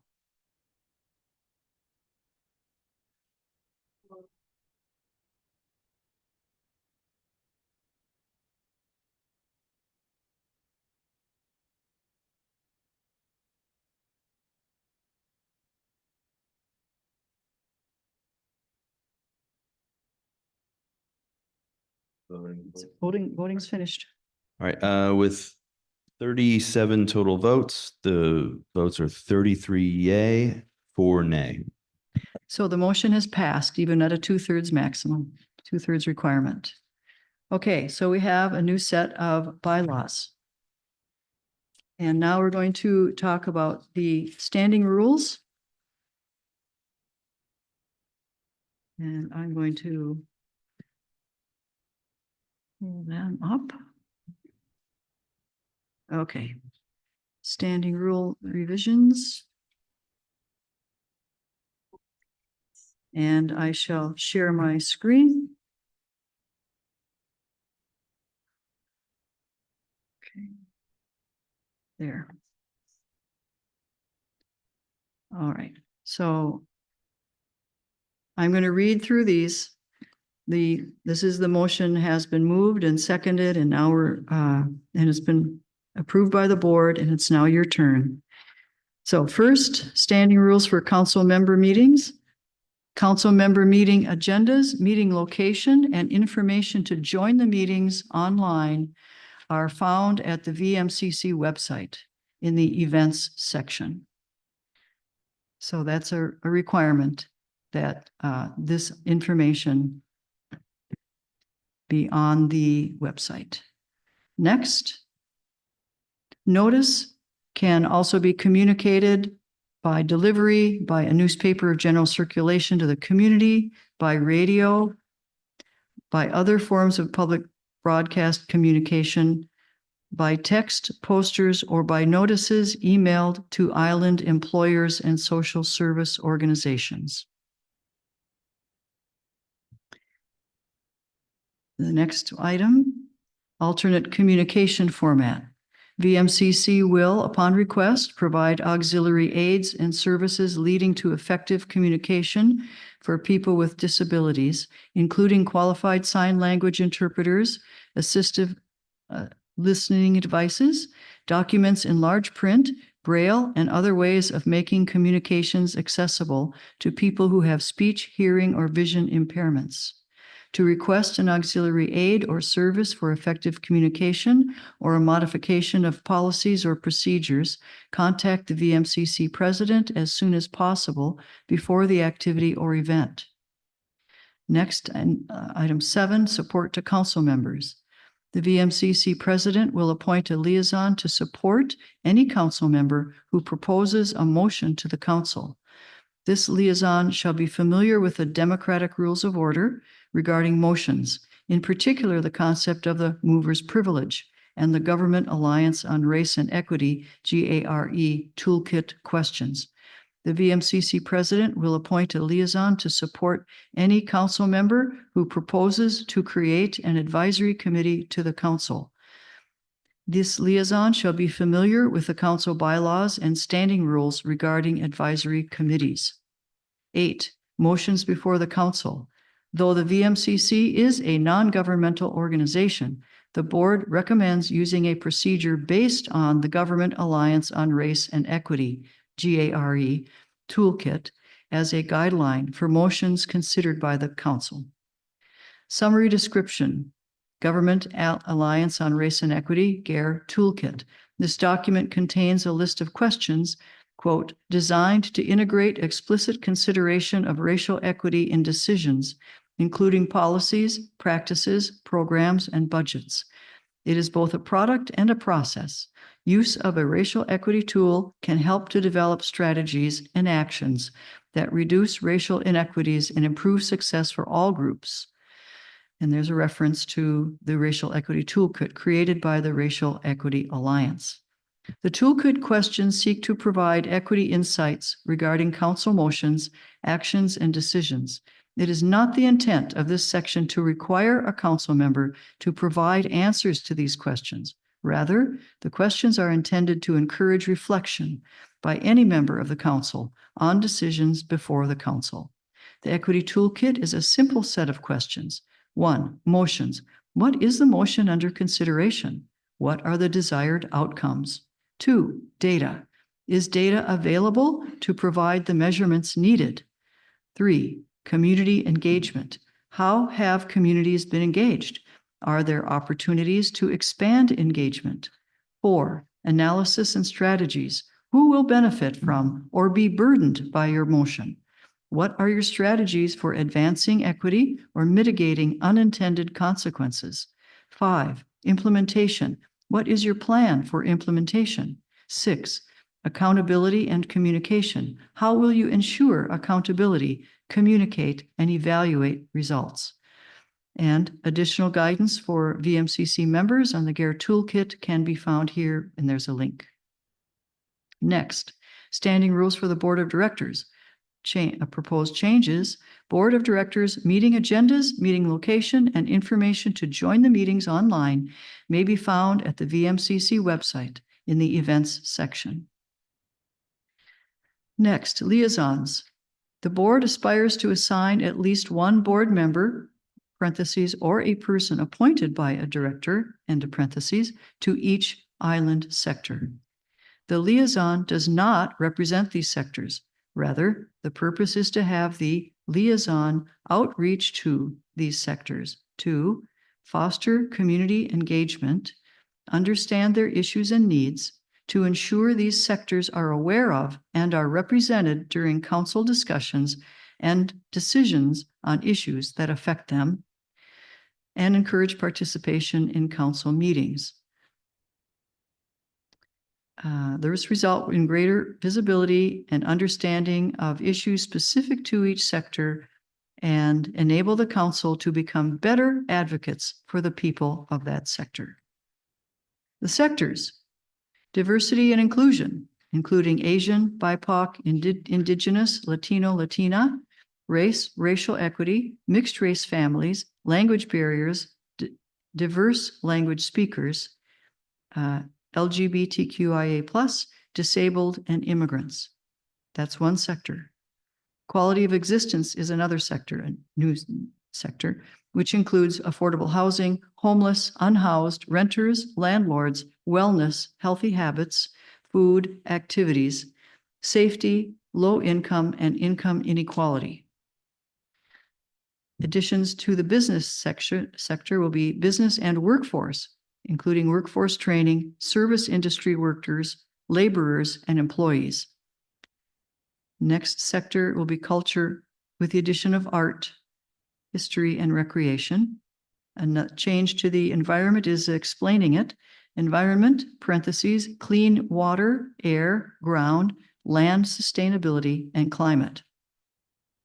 Instead of faith, the proposed wording is spiritual practices. The next one is healthcare, which was health and human services, and people with mental health issues, people with substance abuse challenges. More specificity there. Next, children and youth, including childcare services. A new one, seniors and elderly, including isolated adults and adult care services. A new one, veterans. Another new one, commuters, Another new one, multi-generational islanders. Okay, so those are the new list of sectors to reach out to and have liaisons with being proposed. And at each board meeting, at least one sector will be reported on. The addition to the standing rules is that each sector will be reported on at least twice yearly. Next, number of board members. Following each appointment, this is an addition, following each appointment, the community council members will be asked for a yes/no endorsement vote on the appointed board member, which has been happening. Continuing on. Okay, there they are. Those are the proposed changes to the standing rules. I'm going to open it up now for questions and comments. Yes, Anne. Yeah, can you, maybe Kevin, I think we talked about this, remind me how we were supposed to comply with the alternate communication format? Because I don't see how we can do that, but I know we talked about it, but I don't remember. I remember. Okay. If you don't mind me saying it. Okay. So when this was brought up, there was a serious question about what? We don't have the funds to do this. But Dr. Nurse said that it's very rare that these kinds of requests are made. And with technology now available to help make these things happen, it is not as onerous as it would appear. That's what I recall from the conversation, Ben. And you also said, Ben, something about this is standard, right?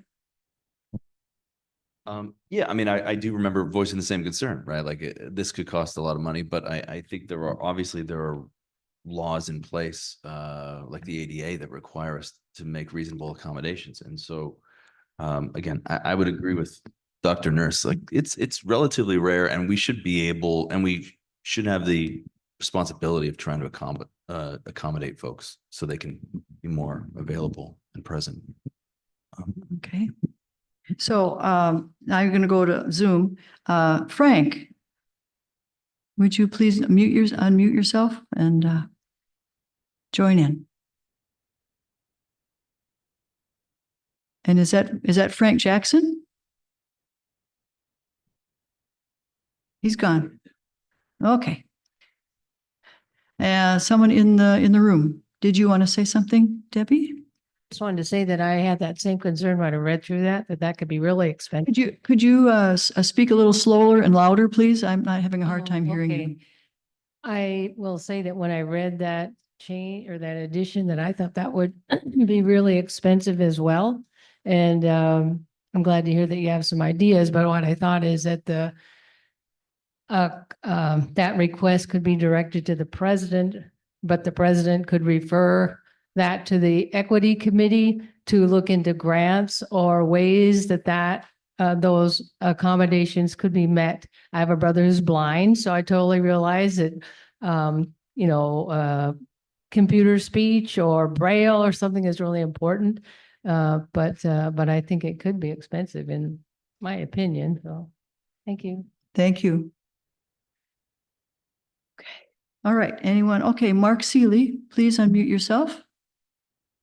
Yeah, thanks again. I had the same reservations about that section, and even once can be very expensive. I've had some experience of having to adapt things that I've done for different aspects and accessibility, and even one thing is very expensive.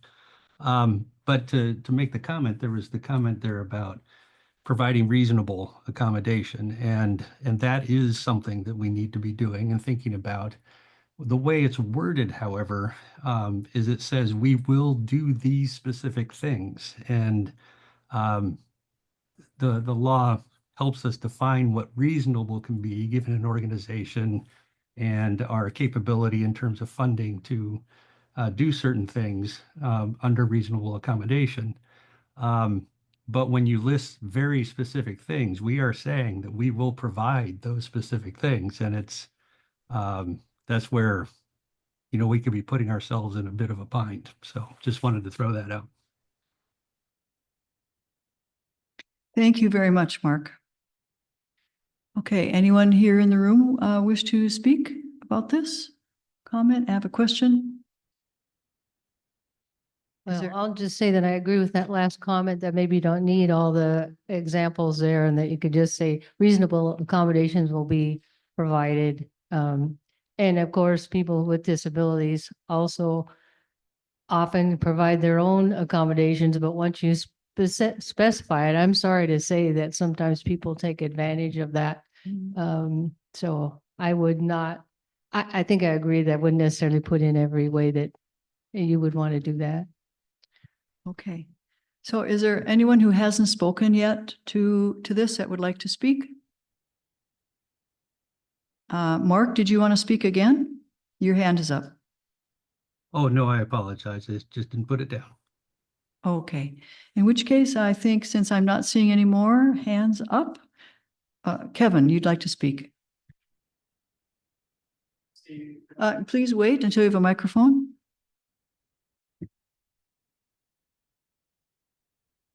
I was just going to suggest if Dr. Norse is still on the line, he was quite passionate about the wording, and he is a person with disabilities, and he is the one who actually came up with the wording. So I don't know if Dr. Norse is still with us on Zoom. I don't know if you can see it on the participants list or not, if he is. I think he might not be on anymore. But I would second what Kevin said. I do remember Dr. Nurse speaking pretty passionately about this. Okay, so I believe we're done with our discussion, and we shall have the vote now unless there's anyone else who wants to say anything. So Ann. Diane, can we vote with, including to maybe revise this one paragraph? No, it's a package deal. It's a package deal. It's a package deal. We'd have to vote it down or vote to table it, in fact, postpone it to enable more discussion. Yeah, okay, got it. And that would take a separate motion to do that, but we could do that. Okay, so in that case, I'm not hearing any motions of such. Excuse me, Diane? Terry has his hand up. Who else is speaking that you can't be? Okay, well, wait, Victoria, because Terry's first. I just wanted to say that I can't say we could conscionably not include those accommodations, even if it's mostly aspiration, or if it's just having some person that can interpret for some other person. There's some way or other we will be able to do that. I can't see how we could possibly leave that out. Thank you, Terry. So Victoria, did you want to say something? Yeah, I would like to move to postpone this. I think there are several things in there that could be worded better. And there's also with the liaison thing, there's a comment up there, which you can't really see on the screen that you showed, but there's a comment about having and adding a liaison for people that are opposing motions, not just people who are bringing them, because we already have a problem with the perception that people who bring motions have a huge advantage over people who are trying to oppose them. So there are things like that that I think, the more time to discuss them, and I don't see any harm in waiting to let the new board weigh in on them and look over the whole document. As I say, I do see just the way that a lot of things are worded, the changes in syntax would make things much more clear. When I reviewed it, I actually could not understand what was meant by a fair number of things. So I am moving to table, or as you say. You're moving to postpone this motion that's on the floor. Postpone. Thank you. Yes, to an indefinite or specific future? Well, Someone, maybe February? I mean, even if it's postponed indefinitely, at the next meeting, someone can vote to have it brought forward, right? If the Well, board would you wants like, it. yes, so you could move to postpone it indefinitely, and then the next board can work on it and bring it back. And they could bring it back next month if they want, or the month after, or maybe in February after they get through the holidays. I Yes, guess I'd so like to the do that. motion, so Victoria, I'm going to interrupt you here Yes. because we need to move on and we're going to clarify this motion.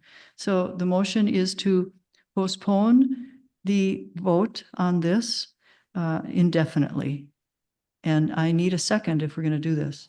Okay, Armin has seconded it. Okay, so it's been proposed and seconded to postpone the motion on the floor. Now, we're going to open this up for discussion. That's the motion on the floor right now. Shall we postpone this motion? Armin? There we go. I'll just make a comment for whatever it's worth that back in the 1995-96, when King County authorized the creation of 6 unincorporated area community councils, and that went on through about 2010. The bylaws at that time, they may have been dictated by the King County Council, was that changes to the bylaws required a 3-month period to, gel or for people to consider. It required 3 months notice before you had the vote. So there was plenty of time to digest it and so on. And back in those days, as I recall, if you made a motion, certainly for the bylaws, it required 5 seconds, not just one. So not just 2 people could bring something to the floor. It had to be 6 people so that, if something was taken seriously by enough people. So, I mean, for whatever that's worth, as some background guidance, this is pretty, I think these standing rules create a significant impact of additional work on the board, and it wouldn't hurt to give it more time for consideration, especially for the new board to weigh in and not be saddled with these things as they have to go through their own learning curve. That's my 2 cents worth. Thank you, Armin. Deborah? Yeah, I think I'll just reiterate what I said with the previous motion. I think this is well-researched work that's been going on for 3 years. It actually reflects best practices in terms of accommodating people and providing more access and equity for folks in our community. And I think it would be kind of terrible for us to vote against that. I think we need to make a decision on the work that's been done for years and that's been presented that folks have had a chance to look at. I don't think this should be kicked down to the new board. I think we need to respect the folks that have done the work and make a decision on their behalf. Thank you, Deborah. Anyone in the room here would like to speak? Yes. Microphone, please.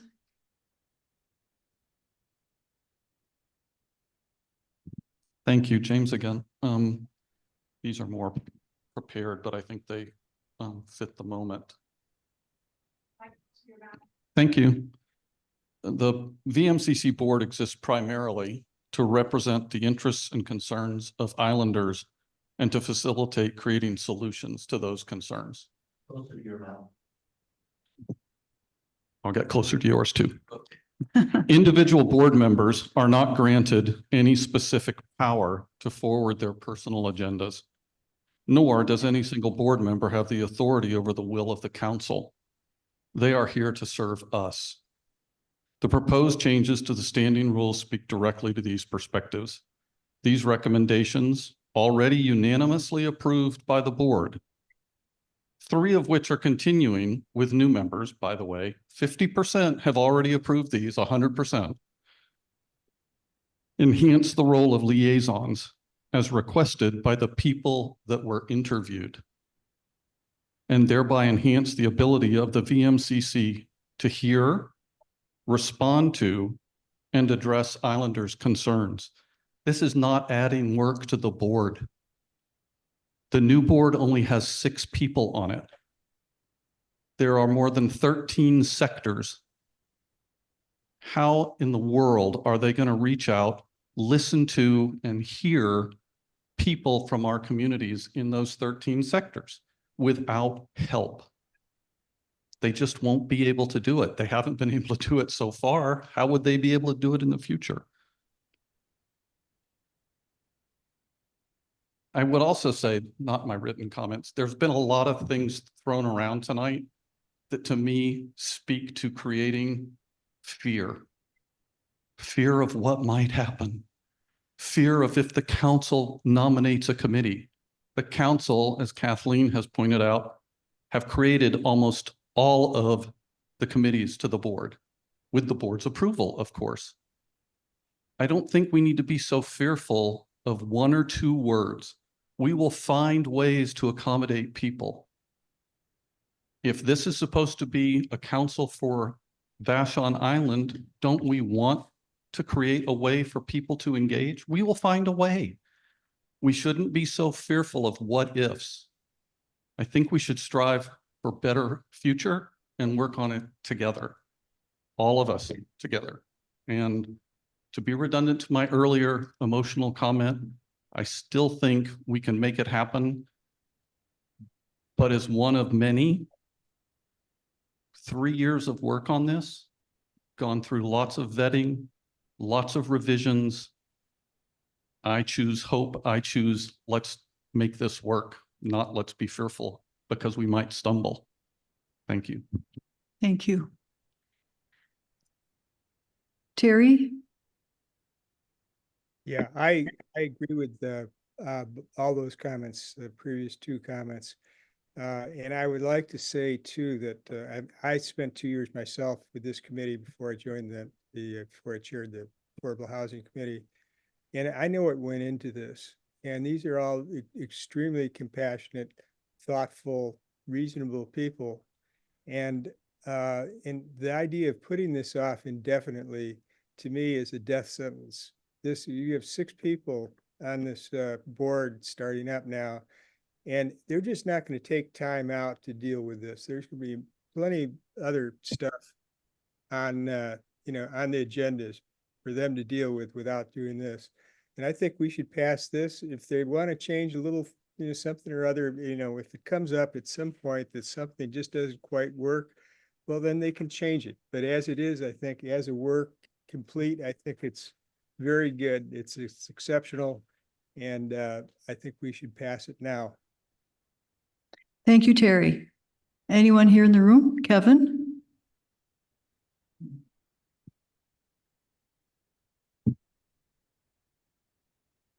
Thank you.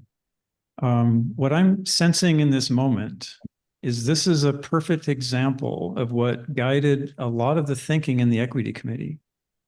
Right now, we have an opportunity to draw people in or push people out. To draw them in or push them out. To draw in the people on the Equity Committee who spent 3 years investing their time and effort, reaching out to our community, that they should be part of this exercise. Or no, there's some words that we need to change. There's 1 or 2 little things that just really might be a problem. How do they feel? Who's going to be drawn in when they see that example of 3 years of dedicated work and effort? We have a choice to draw people in or push people out. I think that the guidance on creating a person to help somebody who wants to raise a motion or create a committee, that's really done. But I've talked to people who stood up here in these forums to create a motion and asked them how they felt afterwards. What kind of reaction did they get? Most of the time, I felt really like I was under attack. So the idea of creating somebody who can talk to somebody who wants to raise an issue or create a committee, and Diane, you've done this with Jenny. I've sat in the meetings with you. This is a natural thing to do, is let's recognize that people come in and they don't know the lingo. They don't know the jargon. They don't know exactly what the democratic rules of order are. So let's have somebody help them through that process. That's what that's about. Let's go ahead and move forward and vote on this and do it today. Okay, Rick? Yeah, I just find it really surprising that I'm a person who took the chance and self-nominated. And I'm telling everyone here that there have been no notes from the Equity Committee on the website since May. None. I had been reviewing the ones before then.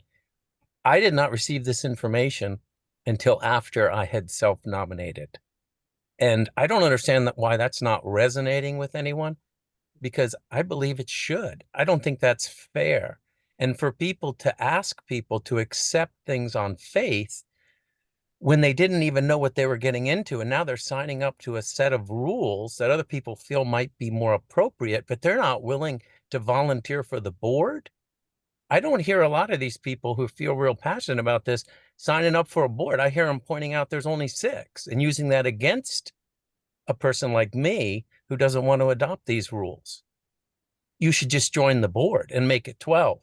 Solve your sector problem with the bylaws that are there instead of getting around them, because these bylaws and standing rules have added so many unknown questions, so much extra work, yet people are piling that into a small group that they're really not taking very seriously, is what I'm hearing.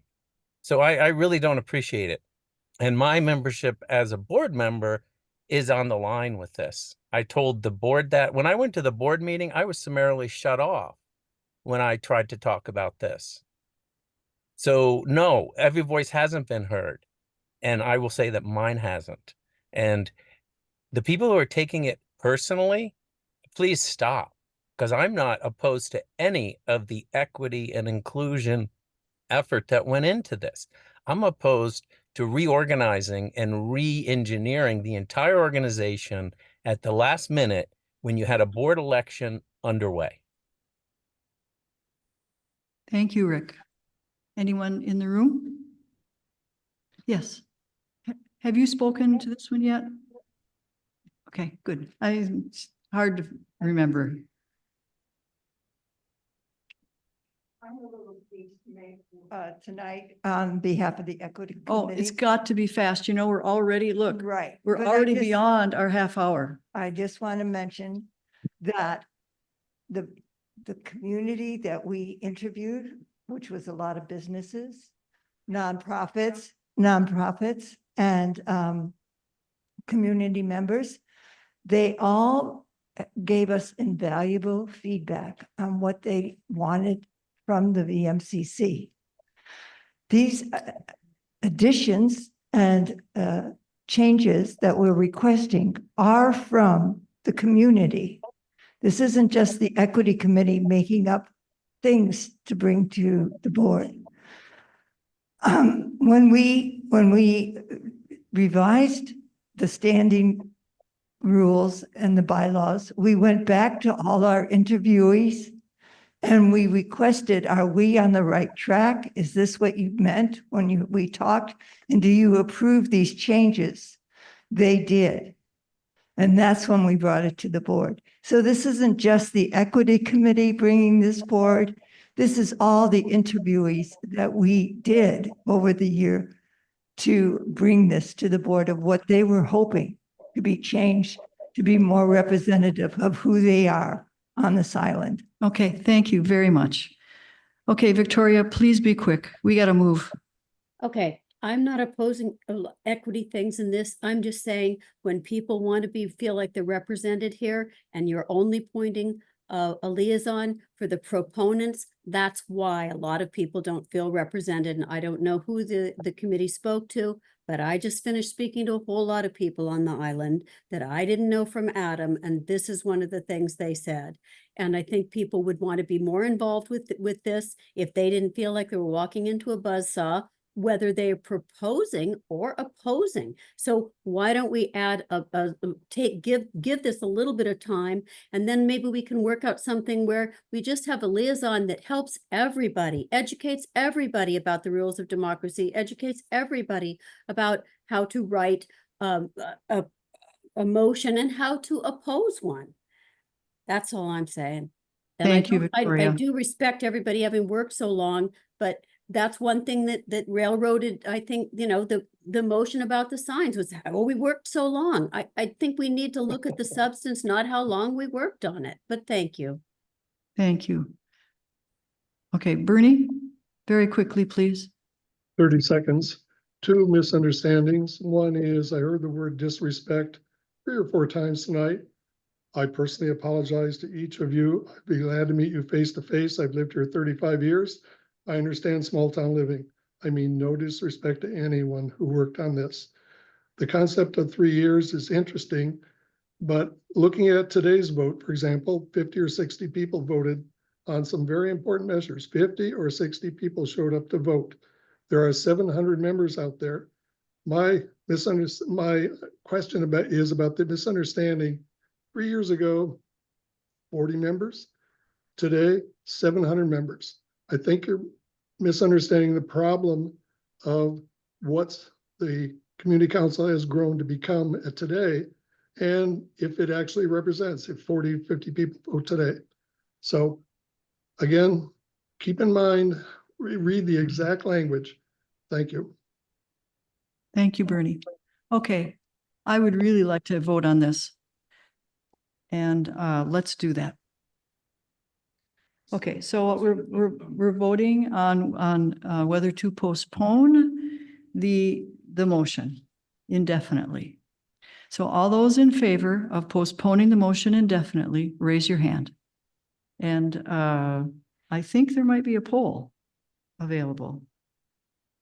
For the motion postponed? No. Okay, so just raise your hand, please, on Zoom as well. All those in favor of postponing this motion. Diane, can Oh, you stop sharing so we can see the yeah, whole screen? Got it. Thanks. Yep, yep. Oops, stop sharing. There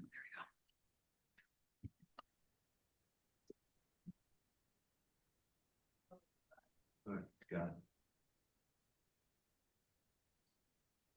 Okay, thank you very much. All those against the motion? Against postponing, against postponing this motion.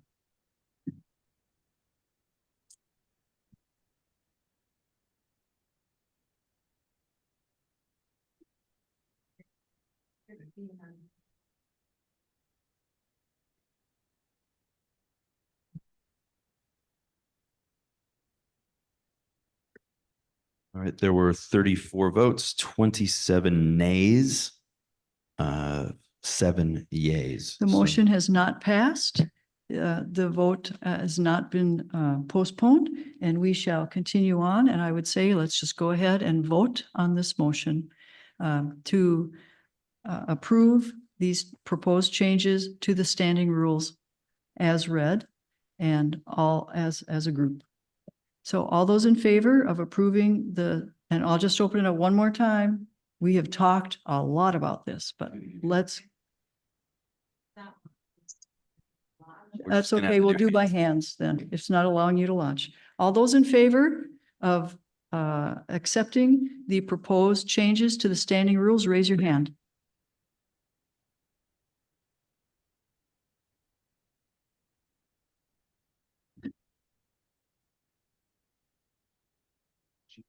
I'm not voting.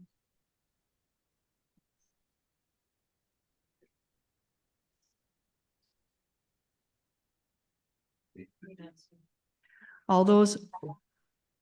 Thank you. We've got the Zoom counted, so please put your hands down. All those against this motion to for the changes in the standing rules.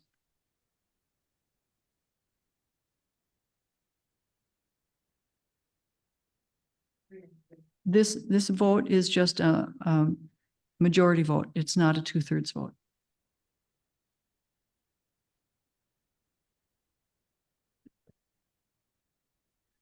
Voting closed. All right, 32. I'm doing some quick. Yes, 32 total votes, 28 yays, 4 nays. The motion is passed. Okay, so we have new bylaws and new standing rules. And I am going to continue on with Pamela Gott, who's so patiently been here. Just give her a mic. Thank you. I'm Pamela Gott. I'm the president of the Vashon Rotary Club. And every Rotarian in the world is having an epic day of service on May 17th this coming spring. And they want to have all of our communities involved in doing something wonderful for our community on Vashon Island. And our Rotary Club at the last meeting voted that they wanted, we live on an island and we have beaches. And so they thought beach cleanups would be the best thing to do. And we want to involve as many community members as possible in this. And so you can choose your favorite beaches, whether it's like KBI Beach or Portage Beach or, you know, whatever your nearest beach is that you'd like to, but we'd like to have different groups of people go to whatever their favorite beach would be on May 17th and involve as many other community members and neighbors as you can to help clean up. And we did this a few years ago. And I think it's around Portage and got a bunch of plastic and all these other kinds of things out there. So we'd like to just have that thrown out there so as many people as possible could participate. The date is May 17th, so we have a little time to prepare on that. More information on it? I can leave this, all I have is this one folder, but I will I'll leave take it with you. Thank you. Thank you very much. Thank you so much, Pamela. Okay, so next meeting is going to be determined by the new board, which will take office December 1st. And you'll hear from them. Okay, so the meeting is